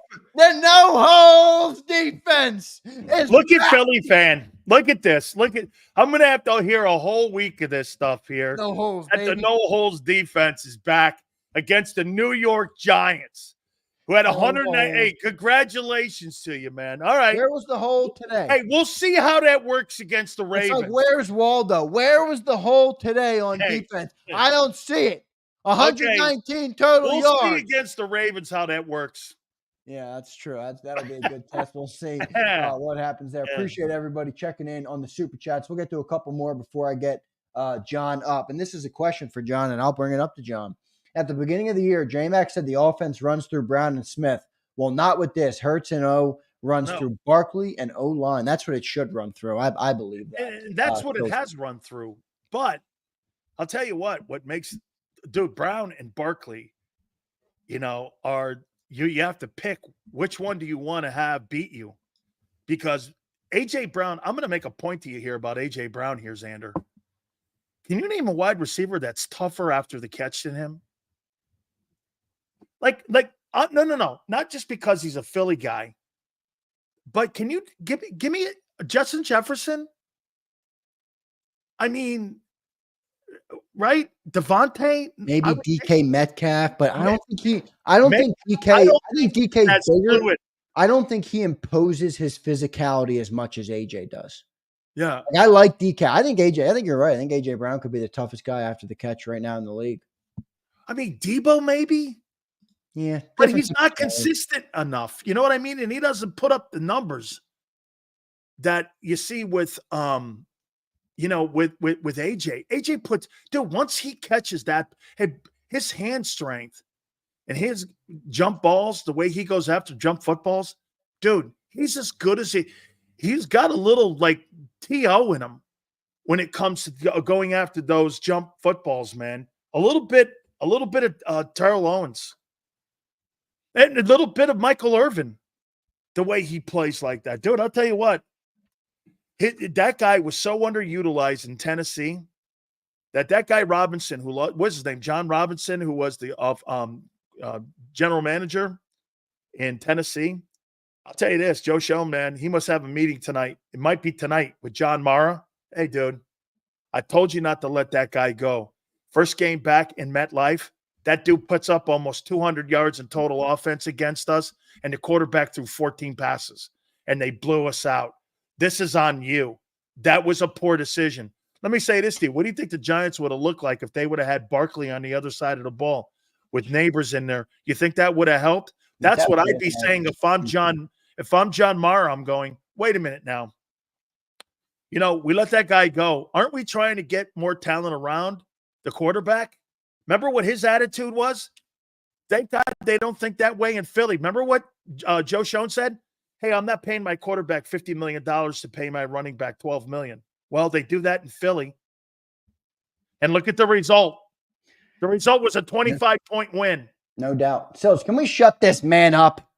He says, I don't give a super, so I don't get my comment read. Philly, come on, man. He says, Xander told Sills to have positive opinions today. I know Sills will have a show this week on Jalen's lousy stats. Let me just clear the air. Silly, have I ever once told you what to talk about on the air? Let me just point out what this dick is doing right here so that he doesn't understand how you're supposed to do a pre- and post-game show.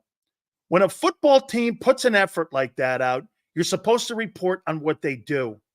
Very little of it comes down to what you hope. My show will be all opinion on Monday on what I think about my opinion. But when you're looking at me to give you what a post-game analyst would do, they played great on defense. They ran the football. They created an identity today. What the fuck do you want me to say, Philly? You want me to start bullshit lying to you saying that they sucked out loud? That's not what happened. Philly's looking to be lied to. Appreciate everybody in the chat. Let's get to our man, John McMullen, live from MetLife Stadium right now, joining us on the show. Johnny Mac, big win today, 28-3. The Philadelphia Eagles blowed them off the page. John, tell me I'm crazy, John. Is bully ball back in the city of Philadelphia, John McMullen? Boy, if you get to play the New York Giants every week, I don't, man, that offense is so limited. I mean, 14-3 felt like 56-3. Game was over. Game was really over at 7-3, literally. But, I mean, it's such a bad offense, such a bad team. And then it was magnified with the loss of Andrew Thomas. They couldn't block anybody. Look, you can only play who's on your schedule. All credit to the Philadelphia Eagles. They had this opponent, and they completely smothered them and dominated them. But, yeah, I wouldn't translate that to, the best game of the day, right? Everybody was watching Detroit, Minnesota. Detroit wins it at the end. Good offense beats good defense. When you meet up with the Detroit Lions, you can't play like that, period. End of sentence. Or you're going to be down 14-3 trying to get up constantly as they continue to put up numbers on the scoreboard. So, yeah, it's not sustainable, but it was the proper way to go about this particular game. John, that to me was my number one takeaway today was the quarterback threw 14 passes, had 114 yards, and again, they realized running the ball 40 times and they were going to run for 270 yards.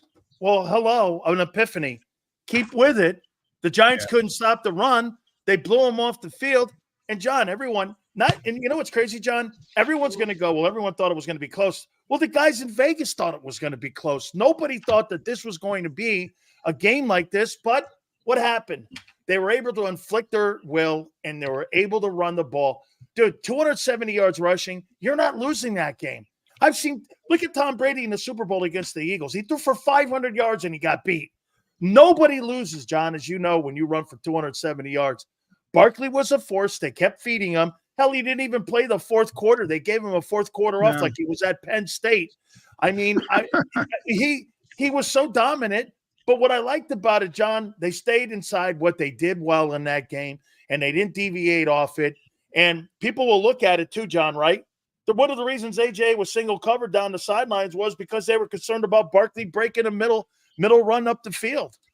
Yeah, well, and, Kenny Gainwell looked good. So, if this were Saquon's senior season at Penn State, you feel good about the backup because they're playing, Old Dominion or somebody, which is the equivalent of what went on. I mean, the New York Giants had, I got to look, I got to double 119, check. John, 100, 119. 119 total yards. Have you ever seen that, John? Have you ever seen a team held to 119 yards in total offense, an NFL team? Every once in a while, but it's usually against, a couple weeks ago, we're killing Vic Fangio, and he's holding this team to 119 yards. Wow.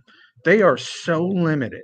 I'm watching this game unfold, and I'm saying, boy, I mean, there's a good game going on elsewhere. Is there any way we can transport that into MetLife Stadium and watch that? This was an abject disaster to the point of, I don't know when it's going to happen, but everybody made the correlation. I've been talking about this week on the show on Birds 365. Look, the one thing that can't happen for Joe Shane happens. I mean, he's done. It's just a matter of when.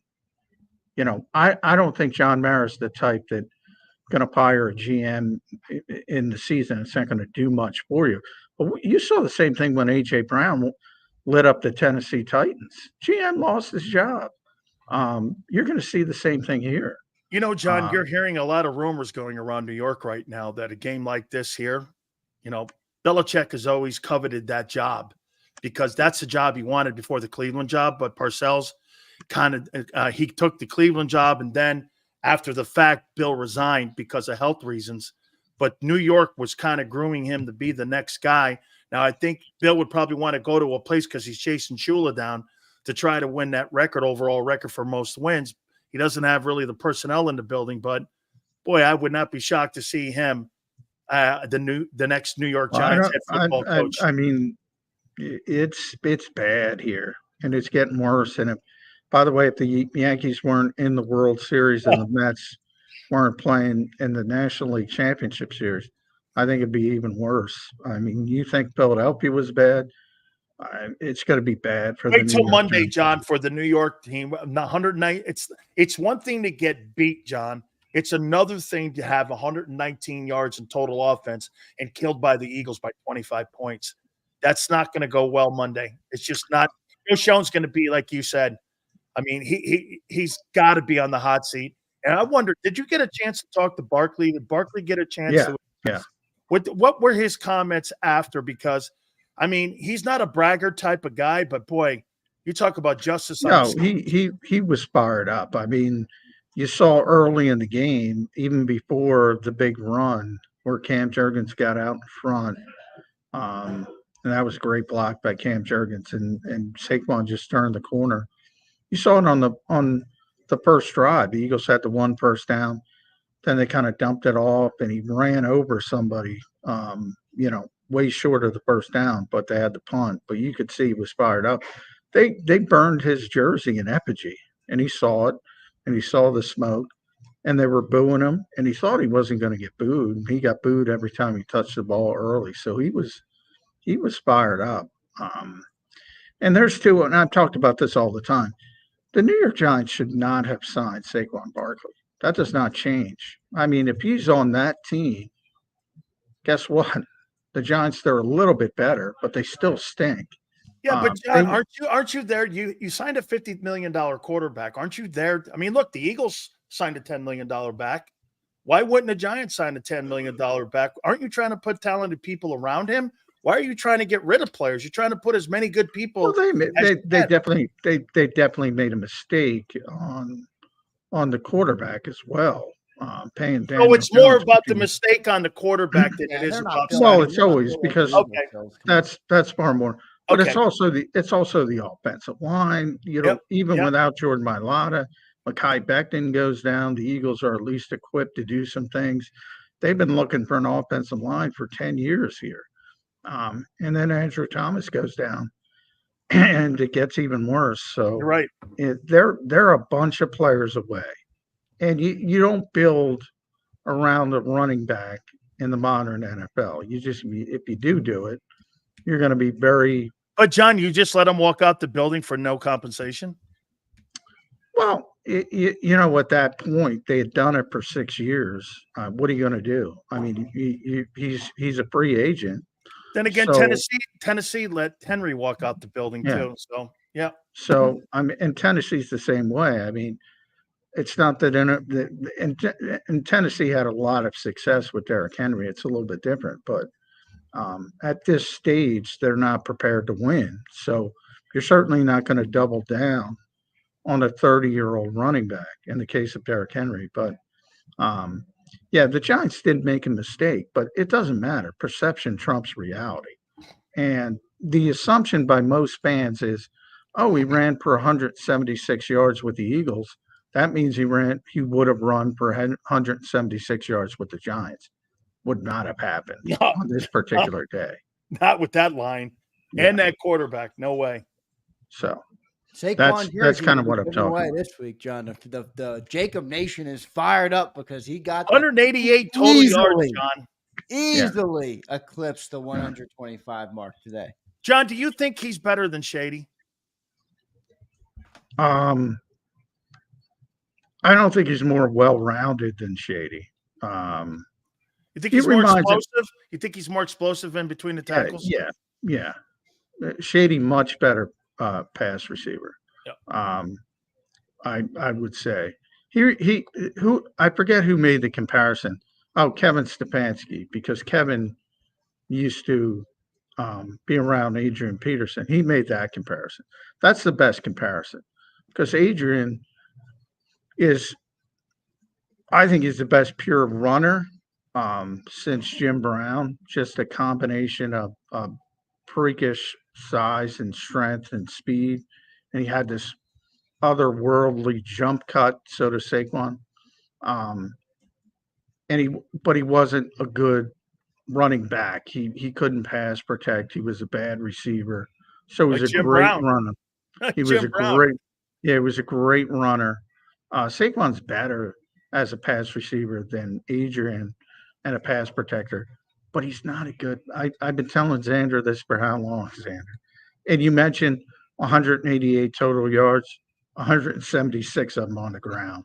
He's not relevant in the passing game. Yeah, no, he's not. John, what'd you make of the sacks today, man? 8 sacks for this team today. Nakobe Dean gets on the board with 2. Jalen Carter with 2. Nolan Smith with 1. Bryce Huff, Josh Sweat, and Jalix Hunt. I mean, it was a sack party today, John, at MetLife Stadium. What's your takeaways from it? My takeaways is this is why I say stats are not important in football. They're not. Because at the end of the season, this all gets jumbled in and the context is lost. You say, oh, this team's pretty good. This team's pretty good. Look, they took advantage of a situation and they did a wonderful job of it. This is a bad football team. This is a really bad football team they were playing, and they took advantage of that situation.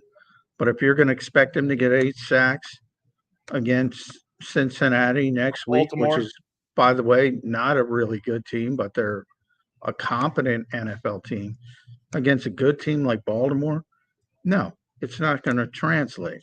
So all the credit in the world to get Josh Sweat going, who, by the way, Josh has been playing pretty well. But the numbers necessarily haven't been there. Bryce Huff gets going on the MetLife turf, which he seems to be the only one in the world who likes. He gets going, but yeah, I mean, this is the perfect game to say, look at this stuff, throw it out. John, how about this though, John? The one thing that I did notice, and it's 2 weeks in a row, is it me, John, that I'm seeing Vic bring more pressure? And I got to say, the one thing that I'm noticing more is that, you know, the one thing maybe that they thought that they were going to get with Devin White was that blitzing from the linebacker position, because he was good in the second year when he was in Tampa. Nakobe Dean looks like he can rush the passer. Yeah, it looks like a skill set that he has there. But am I right, John, when I say this, that it looks like, you know, he's bringing more, especially interior with the linebackers, that he has the last 2 weeks? Yeah, well, yeah. He's faced shitty quarterbacks. So, yeah, he'll go after shitty quarterbacks. and he's doing it, and he's taking advantage of them. And it's worked beautifully. They haven't given up a touchdown in 9 quarters. They gave up a touchdown against Cleveland, but it wasn't the defense. The defense has not given up a touchdown in 2 consecutive games. Now, again, Deshaun Watson and the Cleveland Browns got even worse this week. Daniel Jones without Andrew Thomas and the New York Giants. Yeah. You're looking at fool's gold, right, John? Yeah. Yes. John's bringing us back to reality. John, here's what I'll say. Everybody on our channel, you, Sills, me, we all predicted a close game. The Eagles blew them off the page. I don't think we realized, though, Zander, how bad the Giants I didn't were. I didn't realize what was going on with the Giants. Yeah. Hey, the Giants, dude, they could not get out of their own way. Now, again, to what John said earlier, John's right. That's not an Eagle problem.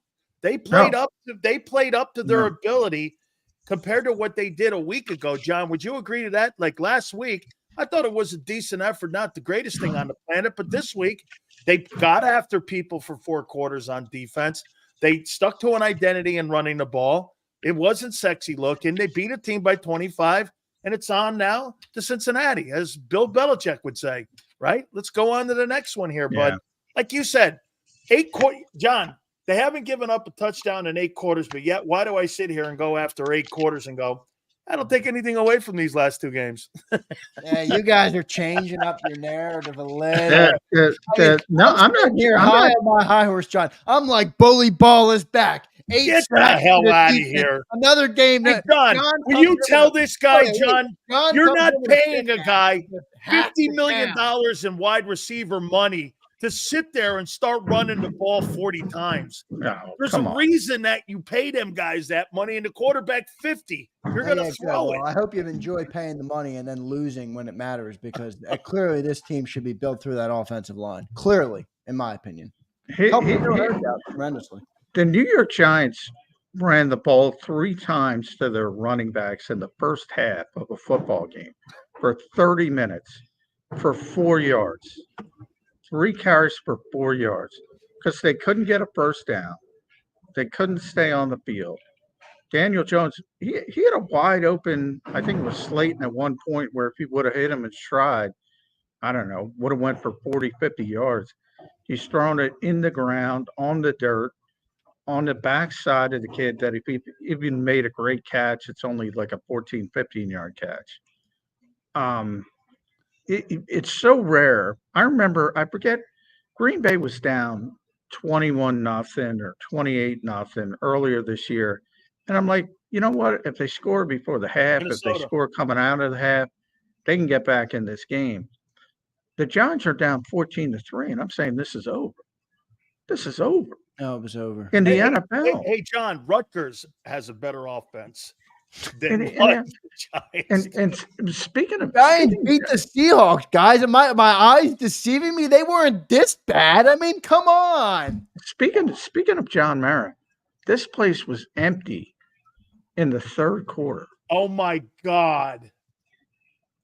Dude, people just I grew up, John, and Giant tickets were willed to family members. You didn't get a chance to buy season tickets.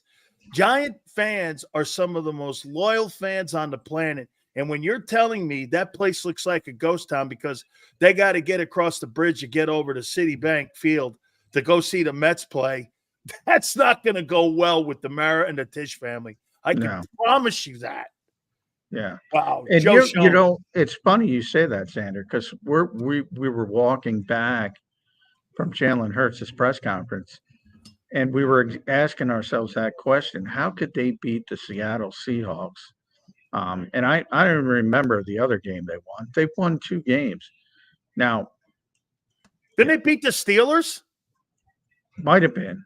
I forget their second win. I don't have it in front of me, but yeah, Look, they beat the measly Browns. Oh, they beat the Browns and the Seahawks. Hey, the Seahawks. Well, the Seahawks are a decent team. Yeah. There you go, Xander. Keep the faith. Shut up for a second. John, Keep the faith, Xander. John, Keep I the need faith. something. Ready?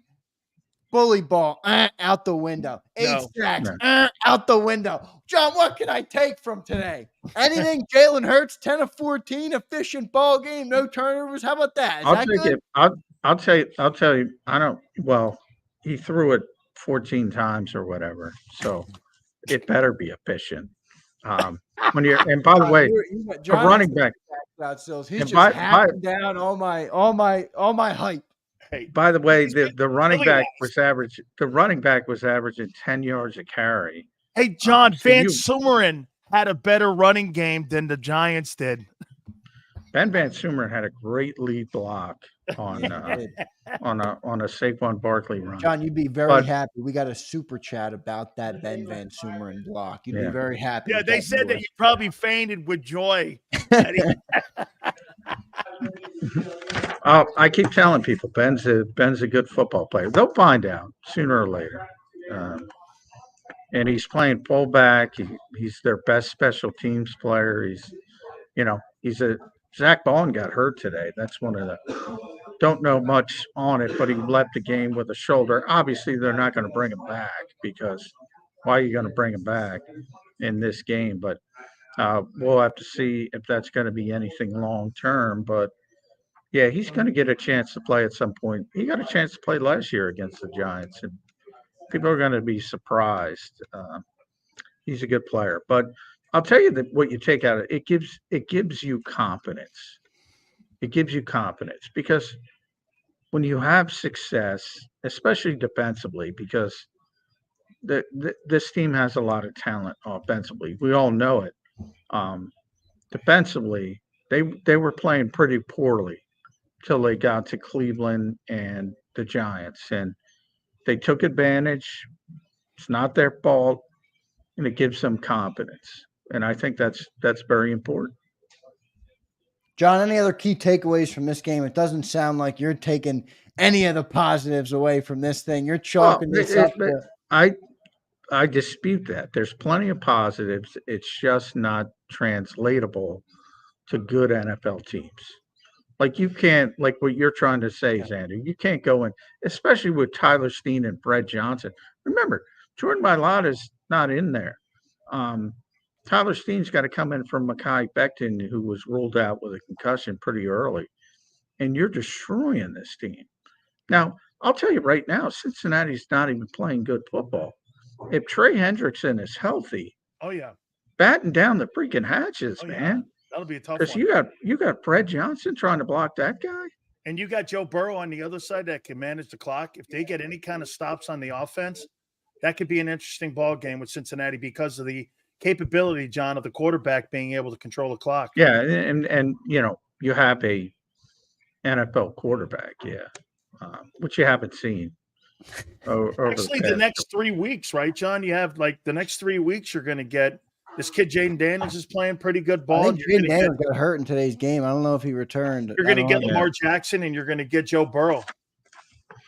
Yeah, well, Daniel Jones today, 14 of 21 for 99 yards. Wow. That's a Lehigh quarterback number. Oh, God. And by the way, Jalen was only 10 of 14 for 114 yards, but that obviously, and by the 41, if you want something negative, A.J. Brown had 5 receptions and 5 targets for 89 yards. The rest of the receiving group had 2 to 5 catches for 25 yards. Thank you, John. What was that, John? Wait a minute. AJ had 85 yards. Hurts had 89. 89. The rest of them had 5 catches for a total of 25 yards. So Jalen Hurts targeted the other wide receivers for 25 yards. Thank you, John. And that includes Devontae Smith, which is not going to go over well. Thank you very much. John, you are actively loading the barrel of Big Sills' National Football Show for a week. Hey, You're actively loading that barrel. You hear John go, I don't know, 2 weeks in a row. What do I care? Okay, it's all right. There's some things to work on here. But if you want to really look at something, Hurts had Hurts threw the ball for 25 yards today if it wasn't A.J. Yeah. John, any final takeaways before I let you get out of here, man? I want you to go to drive home. Look, part of it is you're running it, so you don't have to throw it. Of course. But it is what it is. John, your final takeaways, man, so we can let you get out of here and get home from MetLife. Good win, despite all that. All you can do, you're playing a crappy opponent. Look, a lot of teams play down to crappy opponents. And the Eagles didn't do that. Arguably, they did that last week against the Cleveland Browns. This week, they didn't do that. They got off to a slow start. Nick will tell you correctly. Everybody will tell you the defense got off to a fast start. But we're talking offensively. They didn't score in the first quarter again. Here's another thing that's not sustainable. They're 4-2, and they haven't scored a point in the first quarter. Oof. They're the only team in the NFL that hasn't scored a point in the first quarter. Again, you start getting to the Detroits and the Baltimores of the world. If you have to play them in the playoffs down the road, obviously it would be the Super Bowl with Baltimore, but whomever, Kansas City, San Francisco, whomever, you start getting behind because those teams are going to score. They didn't score, the Giants didn't score. They didn't score, the Giants didn't score. They didn't score, the Giants didn't score. They score, game over. It's a lot different when you're playing a big-time opponent. You might be down 10-0, 13-0, 14-0, and then it becomes really difficult. So that's not sustainable either, and that's why they're trying to fix it. But all you can do is take care of who's in front of you, and they beat the brakes off this team. So that is a big positive. Great stuff, Johnny Mac. John, get home safe, man. We'll talk to you in the morning on Birds 365. John, you flying home or you taking 95 home? Flying. I'm taking. It's got the jet coming for John. I'm taking a meet. By the way, we've known Brandon Grant for 15 years, and he asked us in the locker room, "Are you guys on the media flights with us?" I'm like, "Dude, we've been with you for 15 years. We don't get to go on your flights." 97 miles away. Hey, my God. That's funny, John. Yeah. Oh, Johnny Mac, great stuff, man. Appreciate you doing it today. Great takeaways. I hope during your drive home, you can think about the fact that you took a needle and you stuffed it in my balloon and popped it. And there's not an ounce of air left in that sucker after this. But we appreciate you joining, and we'll talk to you in the morning on Birds 365. Thank you, John. All right, bully ball. Go, bully ball. Thank you, Johnny Mac. Great stuff from John McMullen. Joining the show here on the JAKIB. What's the matter, man? You couldn't gas up the Oh, JAKIB I'm calling jet? bull. Sills, you were right there with me. Everybody go rewatch the first hour. Wait a minute. You can't gas up the jet for John McMullen? I mean, the JAKIB Media jet? What's up with that, Maybe man? a couple more super chats, and I'll be able to gas up the jet for Johnny Mac. Hey, John McMullen echoed everything I said. Xander, pipe down. This thing was nothing to sneeze at. Don't worry about it, son. All right, before I get to a break. You in the nose holes defense.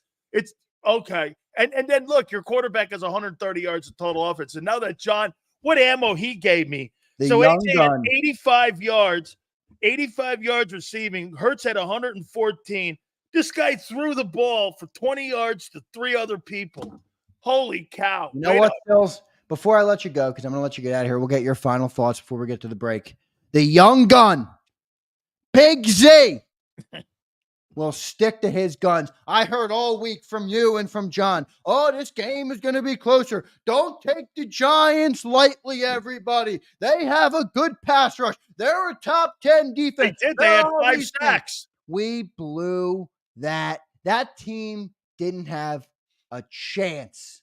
The Philadelphia Eagles found something today they can build on, and if they do that, they will be in good shape for the rest of this season. I will stick to that. I'm not going to let you or John pop my balloon. I got a condo in Naples right now. It's really nice. It's in the sand. It kind of went through a little storm damage, but hey, believe me, it's livable right now in a couple months. Pretty good property for you. I want you to take a look at it. Folks, it's been condemned. Don't worry, Xander. I got some land in the Glades for you, too. Dude, you're going to really buy. Oh, don't worry. National Football Show on Monday, 2 to 6.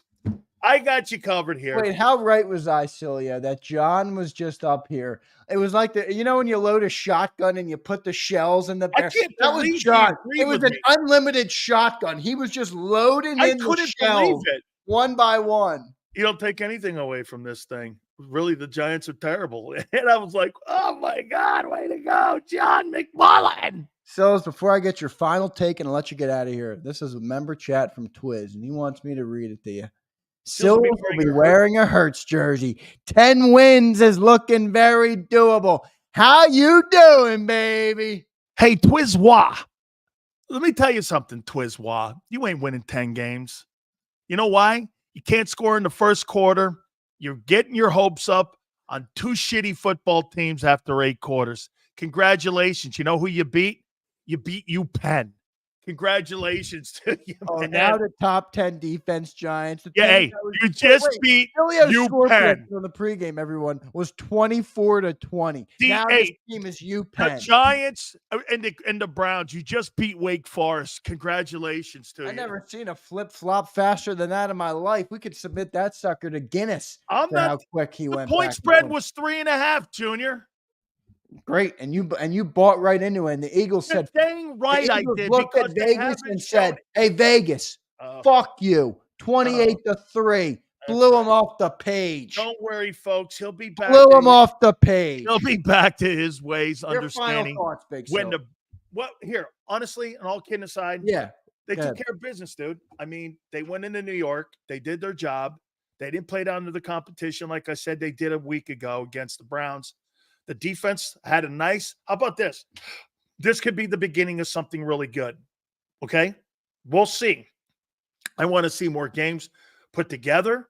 Dean is starting to play better. Josh Sweat is playing better. Carter's playing better. Okay? But now you're going to run into a couple teams here coming up real fun. We're going to find out here, we're going to play some quarterbacks now. Instead of playing donkeys, you're going to be playing some quarterbacks here. So we're going to find out just how good you are. And by the way, you ain't going to get away winning against San Francisco or Kansas City or any of those good teams like Detroit by only putting up 114 yards passing and not scoring points in the first quarter. How you doing? So at the end of the day, this was a nice ball game. Saquon had a nice return party.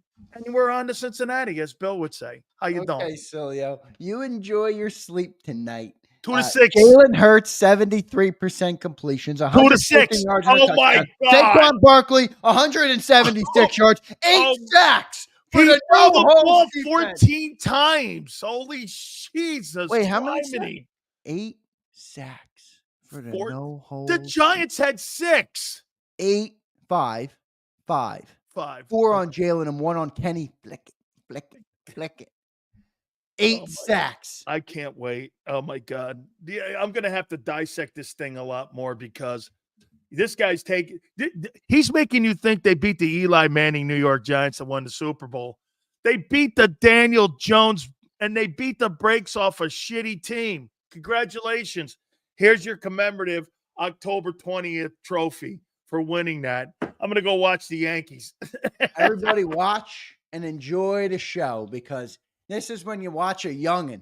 The young Z educate the old man, Johnny Mack and Big Sills. They're going to come back to me. Xander told us it was coming after the Giants game, and we blew them off. Appreciate you, Big Sills. Great show, my man. I'll catch you tomorrow, 2 to 6 on the National Football Show, brother. Appreciate it. You bet. And thank you guys for showing up here on this Sunday. We so appreciate it. Thank you guys so much for the super chats. We will see you Monday, 2 to 6. Xander, I'll catch you later. No holes. See you, Sills. Great stuff from Big Sills checking in here on the JAKIB Postgame Show. This is the rundown for the rest of the show, everybody. I will take a couple people for the postgame show. I don't have too much time. We're already almost 2 hours into this thing, so I'm running out of time. Tonight, I have a couple things I have to tend to this evening, and we also have some great things on the docket tonight here on JAKIB. We'll have John McMullen segment live. Dan Sileo segment will go live, and we'll post out some clips from the show. So I'll get the link to you guys. A couple of you guys can join me. I won't be able to take everybody, but I will take a couple, 3 to 4 to 5 of you guys that join in. I'll tell you what, I'm sorry, and everybody might think I'm crazy. You don't beat a football team in the NFL 28-3 and then get to the end of it and just say, oh, who cares? Oh, there's nothing to take from that. Oh, none of that is sustainable. This isn't college. This isn't Alabama playing Western Kentucky. This is the National Football League. That was an NFC East showdown. I was told all week the Giants have a great defense. The pass rush is going to get after you. They have a top 10 defense. We blew them off the page. They were never even in that game. They didn't have a chance. And I'm supposed to just sit here and act like I didn't watch that with my own 2 eyes? Bullshit. I'm not buying it. So I'm going to get to a commercial break. I will get to all of the people that drop super chats on the other side of the break. I always get to all of our super chats. I know it's very hard to do. I remind everybody every week. It's very hard on the postgame show because I got to manage a post for people who consume the show after the fact. I have to get through Sills. I got to get to John. And we only have about 90 or so minutes to do it. So it's very hard to get to all the super chats, but that doesn't mean I don't appreciate them. They all mean a lot to me, the support of the channel. So thank you guys. Let me get to the commercial break. I'll come back. I'll read through some super chats. I'll drop the link. I think I'm going to do 4 or 5 of you guys. So it's going to be first come, first serve. If you get in, throw my pen. If you get in, I'll get to you. If you don't, you're going to be on the scrap heap until next week. When you guys are able to have your voice heard on the show. And I always love talking to each one of you guys. So appreciate every one of you. Look at I'm awake. He says, is Zander back? I'm awake. I never left, my guy. I'm back. Back from what? Back from what? Awake? Back from what, my guy? I never left. Appreciate everybody. Stay tuned. We'll be back in 3 minutes on the JAKIB Postgame Show. He's blocked well and tries to cut through the middle. Oh! Your gut says Miami is going to win, and you should take the over. Your gut also said your NFT selfies would only go up in value. They didn't. But your head is on Sports Grid and knows the QB is in concussion protocol. The backup has a 45 QBR against the zone coverage. The New York D has the most sacks in the league. So yeah, trust your head. It's smarter to be on Sports Grid.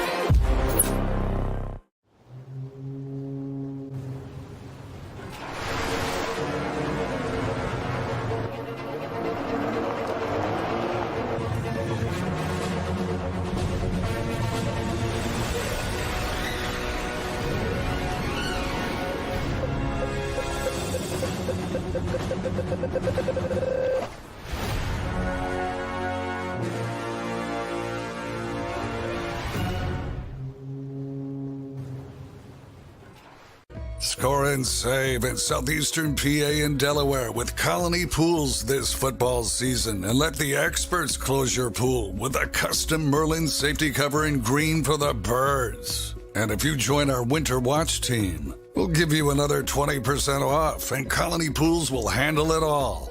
Keep your tiles on your pool, not in your pool. Fly with Colony right now, Birds fans. Visit flywithcolony.com. I get scared sometimes. Of a lot of things. Joining in. Decisions. The dark. The dark. But I once heard someone say, But as I always say, it's okay to be afraid. as long as you face the fear. And keep moving forward. Wherever you are in life, count on the name trusted in insurance for over 80 years. Independence Blue Cross. Hi everybody, my name's Jason Lombardi. I'm an inspector at DryTech. At DryTech we offer 3 major services, the first one being basement waterproofing. The second service we offer is foundation and structural repairs. And then the third service that we offer is mold remediation. If you feel you are having a waterproofing issue, give DryTech a call or check us out online.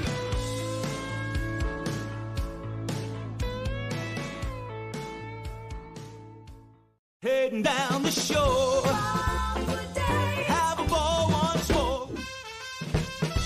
here, imaginations run wild and time stands still. Because here, you can find the best of the Jersey Shore, all on one 5-mile island. So leave the old you behind and get lost in the woods. Wild, wild, wildwood. Plan your stay in the Wildwoods today. EAGLES, Eagles.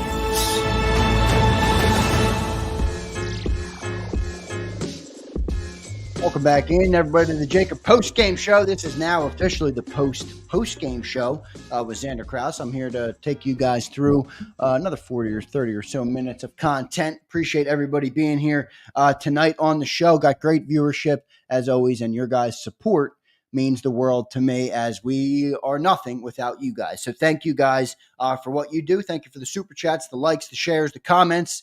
M. Reyes, that last comment, a blockable offense, my friend. But I appreciate you being here. I appreciate everybody being here. Great stuff from always. I see my man Flexen. Is that a Yankees? Flexen had to drop the Yankees hat in the obby after they go advance to the World Series. What a game that was last night. Juan Soto ended that sucker. I am enjoying October baseball immensely, everybody. I love October baseball. Let me roll through a couple super chats. When I do that, I will get the link to you guys, and I'm going to take, I told you, 4 or 5 of you guys, and we got to keep it quick. All right? We got to keep it quick tonight. So we'll do that coming up next. Like I said before the break, and I'll say it again right now, I'm not going to sit here and act like we just beat UPenn, like Sileo said, or some Western Kentucky, or some BS team. This is the NFL. We played an NFC East opponent today that was supposedly a top 10 defense, that led the NFL in sacks, all this great stuff. And now we beat them, and John and Dan want to say, oh, yeah, you're high on nothing. No, I'm not high on nothing. It's the NFL, and we got a great damn win today. That's how it goes. Now, if they revert to their whatever they were trying to do in the past, and they start throwing the ball 66 times a game, yeah, it's probably not going to work. But based on what I saw today and the bully ball that the Eagles played today, I feel pretty damn good about what they did today and the way they blew the Giants out of their own building. You heard Johnny Mack say all the people had left by the third quarter. All the people had left by the third quarter. Let's roll through a couple super chats from the great people of JAKIB Nation. Thank you all for the super chats. Abe checked in the beginning. And Abe, sorry I missed this. This was like the beginning of the show.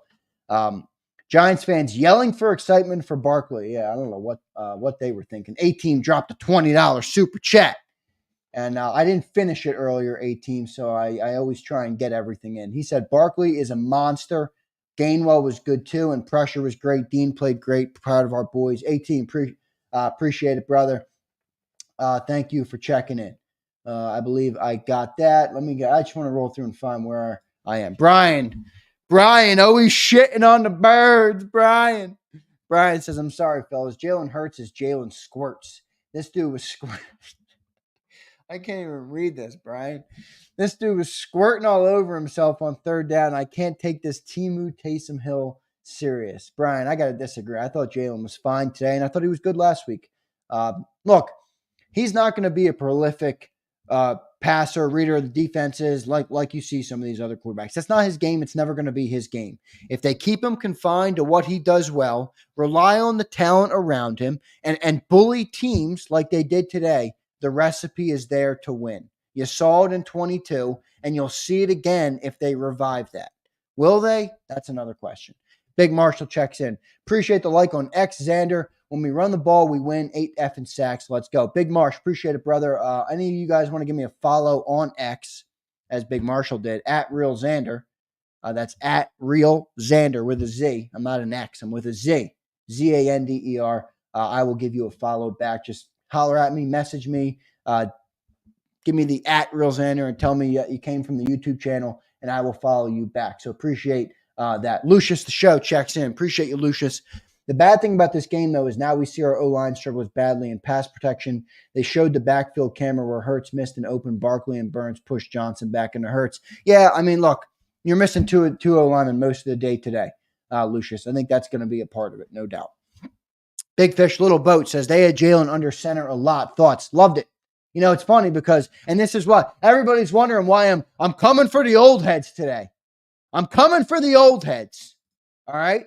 Johnny Mack told me on the pregame show, for anybody who tuned in, I said, hey, John, any chance they run Jalen under center more today? I saw him taking some snaps at practice. You know, this Giants defense has a good pass rush. They lead the league in sacks. Maybe get the ball out of his hand a little quicker. Will they line him up under center? John laughed at me. He laughed at me on the pregame show, everybody. Well, what'd they do today? They lined Jalen Hurts under center, the most you've seen in a long time. Great stuff, Big Fish, Little Boat. My thoughts on it are I like it. When the game calls for it, you got to be able to go to it. You got to have it in your bag. It can't be something you just don't do. I'm not saying you got to live and die with it. I'm not saying you got to be Brock Purdy, but you got to be able to do it here and there to keep the defense on their toes, and they did that today. Caleb Brandon checks in. This is why I've been screaming run like a madman. Caleb, yes, you have. This is the formula, Xander. They are doing it. Caleb, I'll give you all the credit in the world because you have been saying that consistently since I think week 2 or week 3 was the first week I talked to you on the post-game show. And you said that exact same thing, and what they did today, you saw what it would look like. Caleb, shout out to you, brother. Appreciate it. Eagles Talk says, it hurts still late on throws. He had Barkley wide open. You're right. I'm not going to deny it. I mean, he was late on some throws you definitely missed. But Eagles Talk, I mean, overall, you get 10 of 14, 114 yards and a touchdown, efficient play, no turnovers. I mean, look, nobody in the league plays perfect games. It just doesn't happen. So it's easy to nitpick especially when it's something you've been hard on the quarterback for in the past. So you see the trends that are still there. I get it. I understand it. I appreciate it. And I do the same thing. You know, I was watching that game. If I had a tape rolled on me, yeah, I was critical. I said, Jalen, throw the fucking ball to Saquon. I did it. I'm not going to lie to you. But overall, you look at the body of work, put up a good game today. And the Birds won big. Jalen says, wow, Sills, AJ threw that ball to himself. Nice play, AJ. Yeah, I agree. I mean, Sileo dismissed that throw like it didn't happen. I mean, that was a perfectly placed ball. No doubt about it. Anthony Wilson, what's up, my man? Appreciate you checking in. He says, Sills calls for them to run the ball, yet when they do, he calls them a wishbone quarterback. Typical Sills, talking out both sides of his mouth. Look, Sills doesn't believe in the quarterback. He doesn't believe in the quarterback when it comes to throwing the ball. He's been consistent on that, Anthony. We might not like the take, but he has been consistent on it. But you're right. I mean, he calls him a wishbone because he threw the ball 14 times today. So you're right, where it's like you want him to run and then they run and now you're calling him wishbone. I get what you're saying, but welcome to the life of big Sills, my friend. Brian says, Hyundai and a lot of Ferraris. I don't believe in the ministry of Hertz. Hyundai? I don't know about a Hyundai. How about like a pristine kept Toyota Tacoma that will run to 300,000 miles. It's not going to beat you off the line. It's not going to tow the most. It's not going to have the greatest features in the world, but you know you're buying a reliable car. Is that better? Hyundai? I don't know, Pumper. I can't go Hyundai. Daz says, Jalen escaping for that long run with the defender running through was impressive. No turnovers, looking like a trend right now. Daz, great take. That was the one where the sack, Giants brought pressure with a sack, or no, not a sack, a blitz, and the guy got there to Jalen, and he kind of sidestepped him and scooted away and got the first down. That was a great run, his longest run of the day. No doubt about that. Lord's Grace, this was your 22 style. They've hit the reset button, went back to the basics because he's having a hard time getting Kellen's playbook down. So, Lord, do you believe that this is something that they will continue to stick to, or will they go back to what they were trying to do early in the year? We will see next week. Appreciate the super chat. Brian checks in again. Brian, I will say this. I don't agree with every take. I think you're hilarious, by the way you type. I will give you that. But I appreciate immensely your support of this channel. It means a lot to me. Thank you, sir. He says, Slay gets beat, then proceeds to sustain an injury. Bench this bum Slay for the remainder of the season. I want banana pudding Darius out. Slay had a solid game today. That's all I'll say. Keystone 9K checks in $5. What was the weakest link on the Eagles today, in your opinion? Keystone, they really didn't have many weak links. I think the weakest thing you take away from the game today is the first quarter. I mean, you win the game, right? 28-3. You don't want to nitpick, but here's the end. At the end of the day, Keystone, you can't approach a game knowing that you're just inept offensively for 25% of the game. There's only 4 quarters in a game. If you never score in the first quarter eventually that's going to come back to bite you in the ass. So that would be my biggest weakest link today. Naz checks in. Saquon looked like Bo Jackson in the Tecmo Bowl against the Giants defense. That's a great comment right there, Naz. Appreciate you, brother. Earth's Repair. Look at that name. You're repairing the earth, my guy. I've loved our defense all year. We played one bad game on defense in 100-degree weather. That is not true. We played multiple bad games on defense. But I guess you're right if you look at that, like how many games you gave away. I mean, they weren't great versus the Packers in week 1. They were spotty after that. But I guess you're right. They don't have two brutal games like the Bucs game. You're right about that. Daniel's hurt ribs out the game. I saw that. I did see him walk on the sideline, though. I think he'll be okay. We'll see what he says. Caleb, I already read that one. Caleb, appreciate it. MJ says, running the ball. I already got that. Let me get through the ones I already got through because I know I got through many of them, but I got a shit ton of them here. Saquon, solid win today. Appreciate it, Suo. We need to play Dyke football.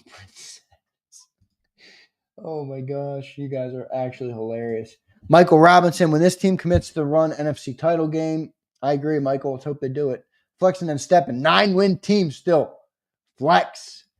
Sirianni and curb stomping the league. I like it, Twiz. Appreciate it. All right, that's all of our super chats. Appreciate you guys. One more super chat from Brian, the man pumper.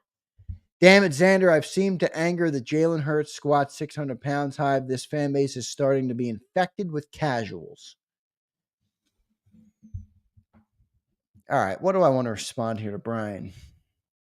Look, Brian, I'm not the biggest Jalen Hurts lover in the world. I'm not. If I drafted a quarterback today to be my quarterback, it would not be Jalen Hurts. In fact, I wouldn't draft Jalen Hurts to be a top 10 quarterback if I had 10 picks.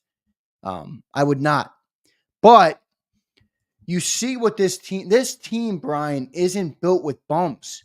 A.J. Brown's a great player. The offensive line's great. Saquon Barkley's a great running back. You have Devontae Smith. You have Dallas. They have pieces around him.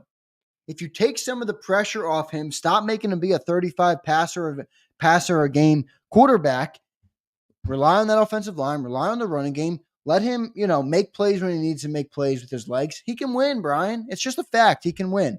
But I do appreciate the comments coming in here. Let me get you guys the link. I'll take 4 to 5 of you guys today. Let's be quick, everybody. Link coming in now for those to join the post-game show. So join me now, and I will bring you guys up. Appreciate everybody on the Super Chats today.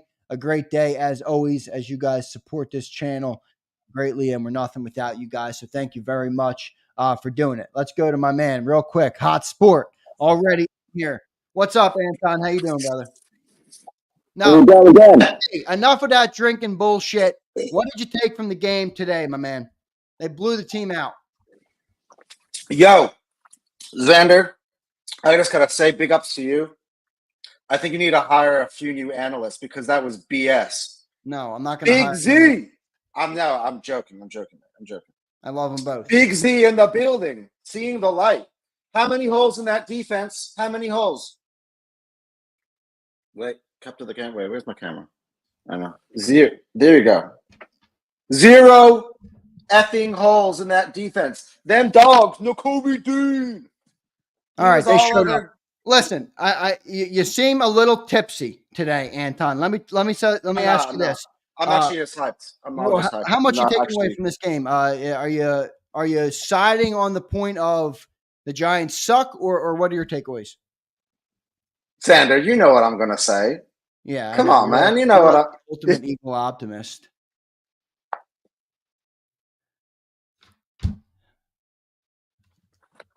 Super Bowl. All right, good no, stuff. Look. Man. No, I gotta say, Saquon should be the MVP. Honestly, he's been the best offensive player in the NFL, no doubt. And by the way, I'm happy to see that.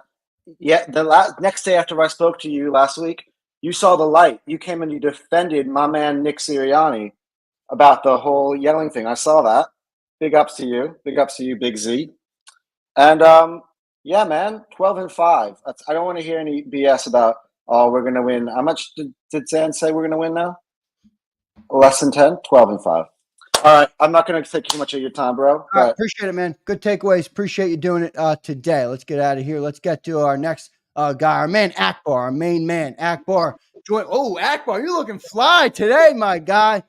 Good to see you, brother. What are your takeaways from this game today, man? Is it just the shitty Giants, or you think I'm on to something with saying they might have found some identity here? Yizzo, Z, what's going on, baby? What's going on to the chat? Yeah, I think this is something that they can build on. I think their best game, I feel as though your best game is your identity.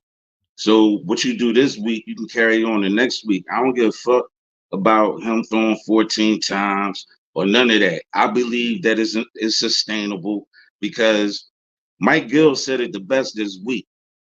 He said that the offensive line is the star of the motherfucking team, right? They keep talking about Jalen Hurts being paid $50-something million, whatever. So it's only 5 quarterbacks in the whole league that could throw a team to victory. So what are we saying for real? They all getting paid buku bucks. Like even Daniel Jones is getting paid buku bucks. He's not able to throw a team to victory. So why not just you got over $100 million in the offensive line? That's your bread right there. And you see how happy they look when they beating people up. Yo, they got Beanie Siegel today. They got Broad Street Bully today. They beat the shit out them. I was about to say something. But they beat the shit out of them. We're on YouTube, man. You can say whatever the hell you want. But one takeaway I got is my man Mark Sanchez, dog. Oh no, I'm losing Akbar. You guys have Akbar, or is that just me? Did I lose him? Oh no, I lost him. Let me get him out of here real quick. Wait a second. Let me go to my man. I got him back. Akbar, I got you back, man. Your takeaway from Mark Sanchez. That's where you got cut off. Yo, did you hear what the fuck he said about Saquon, dog? He was like, yo, his thick thighs. He's got those thick, like it's more adjectives he could have used besides he talking about another man on television, dog. Like he could have said stout, he could have said strong. He was like these chugging along with those thick, luscious thighs. I was like, dog, like, and plus he's the butt fumble bull too, anyway. So another take I got is as bad as I am, like I still do believe that Jalen Hurts is bum juice. He's definitely bum juice. But Akbar, let me ask you this though. Well, let me ask you. Because I'm not the biggest Jalen Hurts fan. Like I just said, I don't profess he's not the first quarterback I'd take. But haven't we seen the team win with him? Like if they rely on that offensive line, if they run the ball with Saquon Barkley, if they don't make him do too much, you can win with this guy. And nobody can tell me otherwise because I watched it with my own 2 eyes, him lead us to the Super Bowl. I'm not saying he's gonna throw the ball and throw you into a Super Bowl. I'm not saying that. This team has so many pieces though, man. They have so many pieces. Yo, Z, this is the first game that we've seen the Eagles look good on both sides of the ball at the same time. Our defense is only allowing less than 20 points a game, right? So I'm not saying that they playing great. Like everybody's talking about how shitty the defense is. Our defense has, in my opinion, been ahead of the offense. And today, like how you saying, them running the ball the way that they did, like I'm done saying don't throw it to AJ on 4th and 40 or whatever the fuck it is. It doesn't even matter. That ball, him. AJ Brown is him. But you run the ball, you carry the team through Saquon. You got an offensive line that loves the block. They're fucking run blockers. They get off on it. They beat the shit out. Z, you could have started the fucking post-game show 4th quarter, dog. You like late, dog. Like you really could have started that shit 4th quarter. I was thinking about everybody, it. Everybody started trotting out. I said, all right, let's get this thing on the road. Yo, Kenny Pickett, how Big Sil say, no thank you. No thank you. No thank you. No thank you. Yo, I mean. Kenny, did you see that one pass he threw? Did you see that one pass he threw, dog? Yo, that shit was one attempt. Huh? I think he only had one attempt in the game, dude. Yeah, he had Over one attempt. It was bad. And that shit was all noodly and shit. That shit was Yeah, he crazy. can't throw at all. Shipley, no thank you. All right, you He looks feeling like. optimistic on this team then after today, Akbar? Say that again. Feeling optimistic on this team, or are you in the Sills boat? I Of want to the see. Giants. Who cares? I want to see consistent. Like the way that they played today is how they should play this way out. They need to sip this shell off the barge. Like we gotta get to the destination now. I feel as though we definitely. Still said playoffs. Did you hear him say that? He was like, because in the playoffs. Yeah, he said playoffs. This is a playoff team. Well, but the question is, can they sustain? Can they sustain this? But all I'm glad is that they made motherfucking New York Giants go home and get their fucking shine box. That's what I'm glad for. They made them go home and get their fucking shine box, Z. What do you got on, a TO jersey? I can't even hear you, dog. What like do you that. got on, Our a TO reception is jersey? wait. Huh? What do you have on, a TO jersey? Say that one more time. You have a TO jersey on or what? Oh yeah, baby. TO, baby. Is that your guy? This TO. I could see you liking TO. That's my guy. AJ Brown remind me of him. AJ Brown remind me of TO. You know, AJ doesn't have the same mentality. I'm losing Akbar again. He's gonna drop out of here. Let me move on. Let me get to my man O-line Guru. What's up, my guy? Yo, I gave you credit on the show, my guy. I mean, that looked like you've been telling me it was gonna look.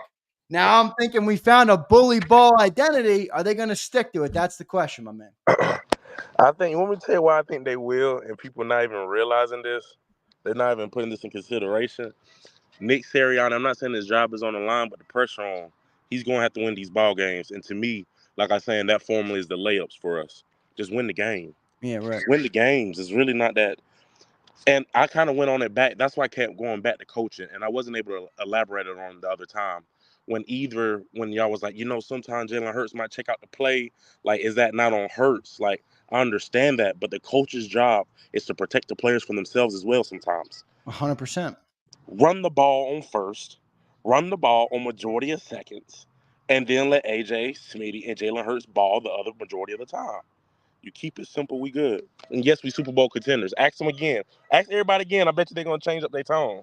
Ask everybody again, they're going to change up their tone. Well, shit. Here's my worry, all right? Because these old heads, they got me a little bit worried because I'm watching that game and I'm like, all right, if they stick to this identity, this team is going to go far because not many people are going to be able to stop that offensive line, that running back, and then like you just said, take it out of Jalen Hurts' hands a little bit. He's going to be able to connect with AJ Brown and Devontae Smith, so many times in a game. Are they going to stick to it though, my guy? Are they going to stick to it? I think they have to. I think the coaching staff is at a point where they have to. Does that make sense? Nick has to win. I think the days of playing around with fire. I think you're underestimating the power of the people upstairs because I don't know enough about that. I'm not gonna lie. Every time I hear that, I always wonder. I hear are stuff, they really man. saying throw the ball? Like, are they really like pressing for that? That like to the point where it's so obvious in the wins and you're still ignoring it. I'm not saying it's hard for me to believe that, but I don't know enough, and I know people got more ties to be able to speak on that. You know what I'm saying? Well, I'll tell you this: it's prominent, and it does exist. And Jeffrey Lurie doesn't sit up there with no takes on anything. He likes passing the ball. He wants to pass the football. He believes it's the best way to win, and that's what he wants his team to do. Now, I think it's obvious this is a better formula. What you've been talking about. Will they stick with it? I guess it's a big question, and we'll see. Last question for you, brother. 8 sacks from the defense today. Massive showing. Is it a whole lot of nothing when you play Daniel Jones, or are you taking some positives from that? I don't buy into the whole nothing rhetoric ever. I don't care. Now, am I ignorant to the point? Everything's a nuanced conversation. That's why sometimes in the chat I always say this is not enough to put in there. Right. Everything's a nuanced conversation. So sure, other teams matter more than winning. Beating other teams are better than some teams. Cool. Like, it's not the Chiefs, it's not the Ravens. I understand those are better wins. It's not the Lions. Cool. But that is a top 10 defense. And for us to show up like that again with this formula, I think we're good. We beat Cincinnati. When we beat Cincinnati, we'll be all right because all the Joe Burrow people. And I know it seems, but for the psyche of everybody, it's going to do a lot to see us beat Joe Burrow. And they're going to realize, man, Jalen Hurts only got to throw the ball 17 to 20 times, and he's very efficient. Everybody can't be that efficient. That's his last thing, because I know you got to go. Winning is a quarterback stat. We need to quit only looking at the passing yards. Winning is a quarterback stat. I'm almost willing to argue out of all the stats, it's probably valued at close to 45 to 55%. The fact that he is one of the best winners, we truly undervalue that. Just because we're enamored with passing the ball, as if running ball isn't 50% of it. We're just so enamored with the pass, as if it's plenty of people that can pass the ball but can't win. No, you're Trevor right. Lawrence is one of. It's plenty of people that can pass the ball but can't win, and he wins it. And we need to value the win stat more in quarterbacks, because winning is a quarterback stat. That I'll agree with. Appreciate you checking in, my man. Always good to talk to you, man. You have great takes, and I appreciate you. See, ain't going crazy no more. I'm not the crazy man on the mountain no more. No, you're not, my man. You are not, and I gave you credit for that on the show, and I appreciate you joining me today. All right, brother? Thanks, man. Y'all doing amazing. Keep going, man. Thank you, man. Appreciate that so much, man. Good stuff there from my man O-Line Guru. He's Caleb in the chat. So when you see his name pop up, you know who we're talking about.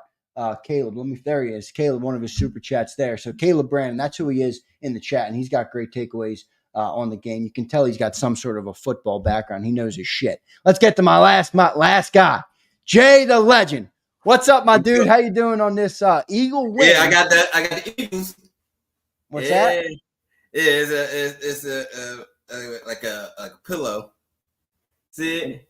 I got it. I see it. Eagle pillow. Yeah. You're repping with the Eagle pillow. I respect it. What are your takeaways from today's win, man? Oh, my takeaways is one day they got to continue with this run. Continue with it. That's how they won at 22. He ran the ball, got off a play action. They trying to do too much. They trying to have Jalen Hurts throw the ball 50 times a game. That's not gonna work. That's not gonna work for any quarterback unless you're Patrick Mahomes or somebody like that. But that's a generational talent. Jalen Hurts is a good quarterback, but he's not Patrick Mahomes. Yeah, no. At least you're smart enough to know that. No doubt about it. What do you think of 10 of 14, and you have an issue with that?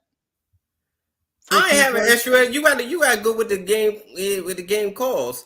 Like certain games it's gonna be a pass game, certain games it's gonna be a run game. Yeah, I think sometimes we get called. I think at Jalen Hurts' peak, he's probably like a 25 touchdown guy, maybe 4,000 passing yards. Right. That's probably it. Maybe 27. He probably could pull off a Nick Foles season where it's 27-7. I think that's his peak. Maybe 4,000 pass yards, but I don't think he's getting more than 4,000 pass yards. That's his ceiling. And two, Seal was talking about his contract, but he got a team-friendly contract. You know he only on a cap for $6 million under the cap. Yeah, but that's gonna come back to roost, my guy. Trust me. The cap hits. And then the next year is $21 million. Then the next year $36 million. Then I think. Well, yeah, it's all backloaded. But you know what that means, Jay? It means you can't move on from the guy. So if he doesn't pan out, look, I like the way Howie does contracts. You're right; he's very good at it. But there are negatives to it that can come. And then the fifth year is a void year. Yeah, we'll see. We'll see what ends up happening with all that. Your takeaways on the defense today, my guy? I think the defense was pretty good. Defense stepped up. We still, I still need to see more out of Josh Huff. Because Josh Huff, I thought that was a terrible pickup. You're thinking of the wrong brutal Huff. It's Bryce Huff. Probably Bryce Huff. Yeah, I'm messed up. Yeah, Bryce. You're thinking of the wrong. I'm thinking. Josh Sweat played good. Josh Sweat played really good. What about Nakobe Dean? 2 sacks. Oh, Nakobe Dean played pretty good. Yeah, he played pretty good. That's the only way you can play him because he's a blitz. He can't play in coverage. He's trash in coverage. Yeah, no, he's not. But that's all you could. I don't care about the coverage as much because find me a linebacker in the league that's good in coverage. There's not many of them. My thing that I don't like about Nakobe Dean is he can't tackle in space. And when you're a linebacker, you got to fucking be able to tackle, and that's my biggest gripe with Nakobe Dean. But I think Josh Trotter Jr. would be better in space. Plus he's a better zone coverage guy. Yeah, you might lose some of that stuff. I mean, I don't know. I think they like what Nakobe brings in the blitz game and stuff like that, and you saw that today. But we'll say, what are your final takeaways, man? You think this is are you feeling Excited about I said if they stick with this formula where they running the ball at least 25 times a game, and then they hit and Jalen Hurts hit Devontae and AJ Brown with the play action, there goes to the Super Bowl with this, and the defense playing like it is, like lights out. There goes to the Super Bowl. So they had this formula. That's how he won the 22. They stick to this formula. Yeah, they still give, if they keep this going, they still make Jalen Hurts the MVP. No doubt about it. Yo, great stuff, man. Appreciate you joining in. That's Jay the Legend. What's your name in the chat? Is it Jay the Legend? Yeah, Jay the Legend. Cool. Yeah. I look. I don't see there's a lot of chat, so I try and certain names I know. I don't know how often I. I think it's probably like Jay the Legend 7 or Jay the Legend. Yeah. Okay, I got you. I know which one you are. All right, brother. Appreciate you joining in today. Great stuff, man. All right. Good stuff, man. Great stuff from everybody joining the show today. I got time. One more. I'll take Jarrell because I was looking for Jarrell. Let me get Jarrell in here real quick before I get edited. Jarrell, I'm dropping the link now. I got time for Jarrell, and that's it. Jarrell, link is there, my friend. We'll get Jarrell up. Appreciate everybody joining in today. We had a great crowd, as always, on the postgame show. Appreciate you guys, as always, man, joining me on the show. I have a lot of fun doing this with everybody. I'm watching I got the Chiefs-Niners game on right now. That's 14-12. The Chiefs are up. And I believe the Commanders won today, or not won, but I think they're up very big. Let me look. Yeah, they're up 37-7. Now, I know Jaden Daniels went down in that game, and he did not come back. Now, I don't have an update, obviously, because I'm on the air. Mark, look at this. Marcus Mariota, 15-20 for 165 and 2 touchdowns. Boy, he didn't do shit in Philly when he got a chance to get in. We'll see there. Let me go to my main man, Jarrell, checking in again. Let me in, Zander. Let me in, Zander. I got you, brother. 2 weeks in a row, baby. Flex. Let me talk to Flex. Flex. You're going to stop doubt. You're going to stop doubt. We going 14-3. Tell me otherwise. Let's go. You think they're sticking with this formula? The formula is cool. The identity was shown today. Physicality, pushing the line, running the ball. Saquon is special. I don't see how Dayball and them don't get fired tonight. They need to get fired because Saquon is special. Let's go. Talk to me, Zander. I can't hear shit. What's going on? I can't hear nothing. I got you. It's me. I was muted. My bad. What are your takeaways on the defense, man? 8 sacks today. Big showing from them today. Listen, defense played great today. 8 sacks. I expected it. Giants is crumble cake. Bombs. Guess what? We got the Bengals next week. Their O-line, crumble cake. Bombs. 8 more sacks next week. Listen, I fear no team unless they go attack us in the middle with our linebackers. Until then, bombs. Identity was made today. Over 250 rushing yards. It's finna get nasty out here, boys and girls. It's finna get nasty. I hear what you're saying, but Jarrell, what you're saying is built on them sticking with this identity. Will they do it, Jarrell? They have not shown a propensity to go back to this style of offense. So check this out. While I was watching the game, I was sitting there having flashbacks of 22 when we was just running the ball like crazy. You remember that Green Bay game where we had like 300-something rushing yards against Green Bay? It was crazy. I had a feeling like that today.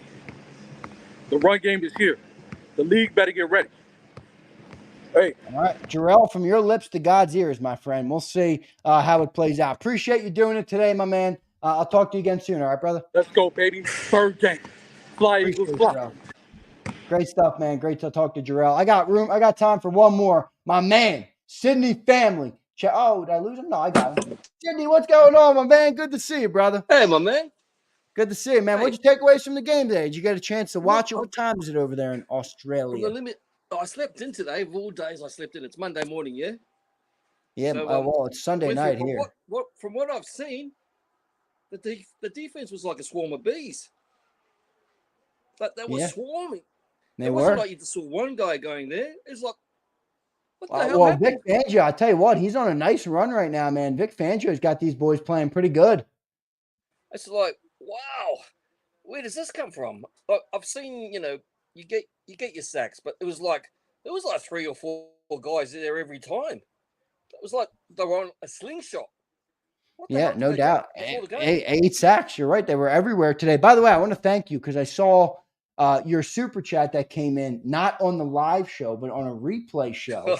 And it was a massive super. It was I think it was $110 USD, or it was like 160 Aussie dollars, which I don't know the translation right in my head. It's something like that. But I got to be. I thank you very much for doing it, man. Yeah, but Zander, I've got to say, you're unlucky because I tried to do the $500, but it wouldn't let me. Oh wow! Sorry, mate. So the 159 was the only one, but just yeah. No, look, I appreciate any support. I appreciate. From man. what I saw, it's just like, where did this come from? Even a huff and a puff, and I finally got a sack. Yeah, huffing and puffing all his way. Hey, Nakobe Dean 2 sacks, Jalen Carter 2 sacks, Jalix Hunt got on the board, Nolan Smith got on the board. Let me ask you about the offense though. Saquon ran all over them boys today. You think they're going to stick with this style, just didn't or want to what? put him in straight away because he was probably, Lawrence and that in the middle waiting for him. So maybe that was the plan. Just give it a quarter or two, then put him in, go for it. But look at it. He was like a slingshot too. Yeah. I didn't know he was that quick. And Fred Johnson on the left side. Wow. Good on him. I mean, that's another great story, Fred Johnson. He's a big boy too. He's 6'7" or whatever. Yeah. We've got a gigantic O-line. But yeah, look, I've got a different thing to ask. And you can ask Big Seals, but is it possible that Cox could come back in the future? I doubt towards that. the end of the year, if he was fit enough. I'd love it, but I don't think it's. I don't think Maybe it's make the likely. post game, and he knows we're going to make the finals. And Yeah, you know what? I like this interview because Sydney, you just made me think. You made me think hard. I don't think Fletch would come back. I think he's done, man. Nice. Fletcher loves hunting, and he's got a great life outside of football. I just don't see it. No, but imagine, it could be one more, just a few games. Yeah, and look, I think he'd help that interior out a lot. Lose a few kilos, get on the treadmill. Yeah, we'll see. I don't know, man. I will ask Big Sills. I'll see what he thinks of that. Here's what all you need to know, though, Sydney. If Fletcher still weighs what he weighed in his playing days, he could consider it. Most linemen, though, most linemen, Sydney, when they retire, and I know well because I've talked to Barrett Brooks, who was a former lineman. I've talked to many of Dan Sileo, former lineman. When they get out of the league, they shed weight like crazy because you have to maintain your weight in the league. So, like, the game, you got to maintain. People were like, "Oh, Kelsey's coming back." I was like, "Kelsey's not coming back. He lost 35 pounds already." Now we're can't ready play with that. So, if Fletcher didn't lose any weight, maybe, but I think he probably slimmed down a little bit. Yeah, look, but just from what I saw today, I was like, it's not just a sack. That was swarming in there, like it was a swarm. Yeah, and that's the best thing I got out of it. It wasn't like, it's just Sweat or it's just Carter. There was a swarm, and if I'm another team, I'm looking at this side thinking, fuck. Great stuff, man. Appreciate you joining in today. Yeah, thank you very much, Zander. What's that? Thank you very much for all the funny stuff that you and Big Zander. It's Big Z, yeah. No, we've been having a lot of fun on the show, man. I've been enjoying doing it. I remember when I first saw you a couple of years ago. You were a bit more quiet. You've come out. You're out. You're out, mate. You're the Big Z I'm now. on the air now, my friend. I got to be on the air now. So You're on there, thank you for joining, man. I appreciate it. Thank you, my man. All right, good stuff, man. Great stuff from everybody today on the post game show. Always good to talk to all of the JAKIB Nation. I think many of you are feeling optimistic. I mean, look, I had Sills and John. I mean, what should I title the John McMullen video? An overrated win, John. I mean, he popped the balloon, everybody. I forget what I made the title. By the way, big shout out to Sydney family, man. I mean, I just talked to him on the show. He dropped a massive super chat on the premiere of the post-game show, not the actual post-game show. So $159.99 in Aussie dollars. I don't know if anybody has a currency converter or whatever the hell it is. I don't know what that is in U.S. dollars, but I know it's pretty damn good. And I thank him very much. And he was great now on the show, and he's in the chat right now. Sydney, great to have you here, man. Great to talk to you on the show. Good stuff, everybody. Did I get all of my super chats? Oh, he put it in here. I sent 159, but it was a replay. Dang, Monday morning coffee time. Yeah, it's already Monday morning over there. Sunday night here in the States, my man. I'm right outside of Philly, so I'm in the Eastern time zone. I appreciate all of you guys. I'll catch you guys tomorrow morning on Birds 365. And then we'll have Dan Sileo 2 to 6 tomorrow in the National Football Show. I'll be on with Big Sills again, as always, probably 3:30, depending on what his guest list looks like. And I'll do that tomorrow. Looking forward to that. Looking forward to a great week of shows coming off a big 28-3 win for this team. I think it's look, like I said, and I'll say it one more time before I get out of here. I don't believe that you don't take anything from wins in the NFL. I'm sorry. I just don't. I know the Giants aren't great. It's an NFC East game. They're an NFL opponent. They were a top 10 defense. They led the league in sacks. We blew them off the page. If you don't think there's anything positive to take from that, I can't help you. I believe there is some stuff to take from that. And I'll be pushing back. I'll be pushing back on John, who basically came on here and said, you're excited about a whole lot of nothing. And I'm like, what? That's what Johnny Mac told me. Brian, appreciate you, man. Appreciate all you guys. Steven, good to see you. Z the GOAT, appreciate that. Twiz the Jigga, $107. There's the converter. Big thanks to you, Sydney family. Forest Hill, appreciate it, brother. Ms. Mike McIntyre, great to see you, Mike. Thank you for being here. Sue Chick, my girl, Sue. Thank you, Sue. Can't wait for you to get your sweatshirt, Sue. Happy you got your shirt. Big thanks to everybody in here. Jack Straw, my man, Jack. Good to see you, Jack. Flexing and stepping. I'll give you a go Yanks on the way out. I think they win the World Series this year. My brother's trying to get me up there for a game. I'd love to go to the World Series. Jalen in here. Appreciate all you guys, man. Elijah Mack. Good to see you, Elijah. And anybody else I missed. I didn't mean to miss you, but I appreciate you being here. Great stuff as always. Thanks, everybody. That's going to do it for the JAKIB Postgame Show today. Mac Main, good stuff, man. Thanks for being here. Great stuff as always, man. Hit that like button on your way out. It's one of the best things you can do to help us reach more Eagles fans. I believe every Eagle fan in the world should be watching JAKIB Sports. Now, maybe that's just me talking. Maybe that's my bias, my JAKIB colored glasses, but that's what I believe. My JAKIB colored glasses. Let me put them on. My JAKIB colored glasses. Every Eagle fan in the world should be watching JAKIB Sports. And I appreciate each and every one of you for making it happen. Good stuff there. That'll do it, everybody, for the postgame show. Catch you next time, everyone. EAGLES, Eagles.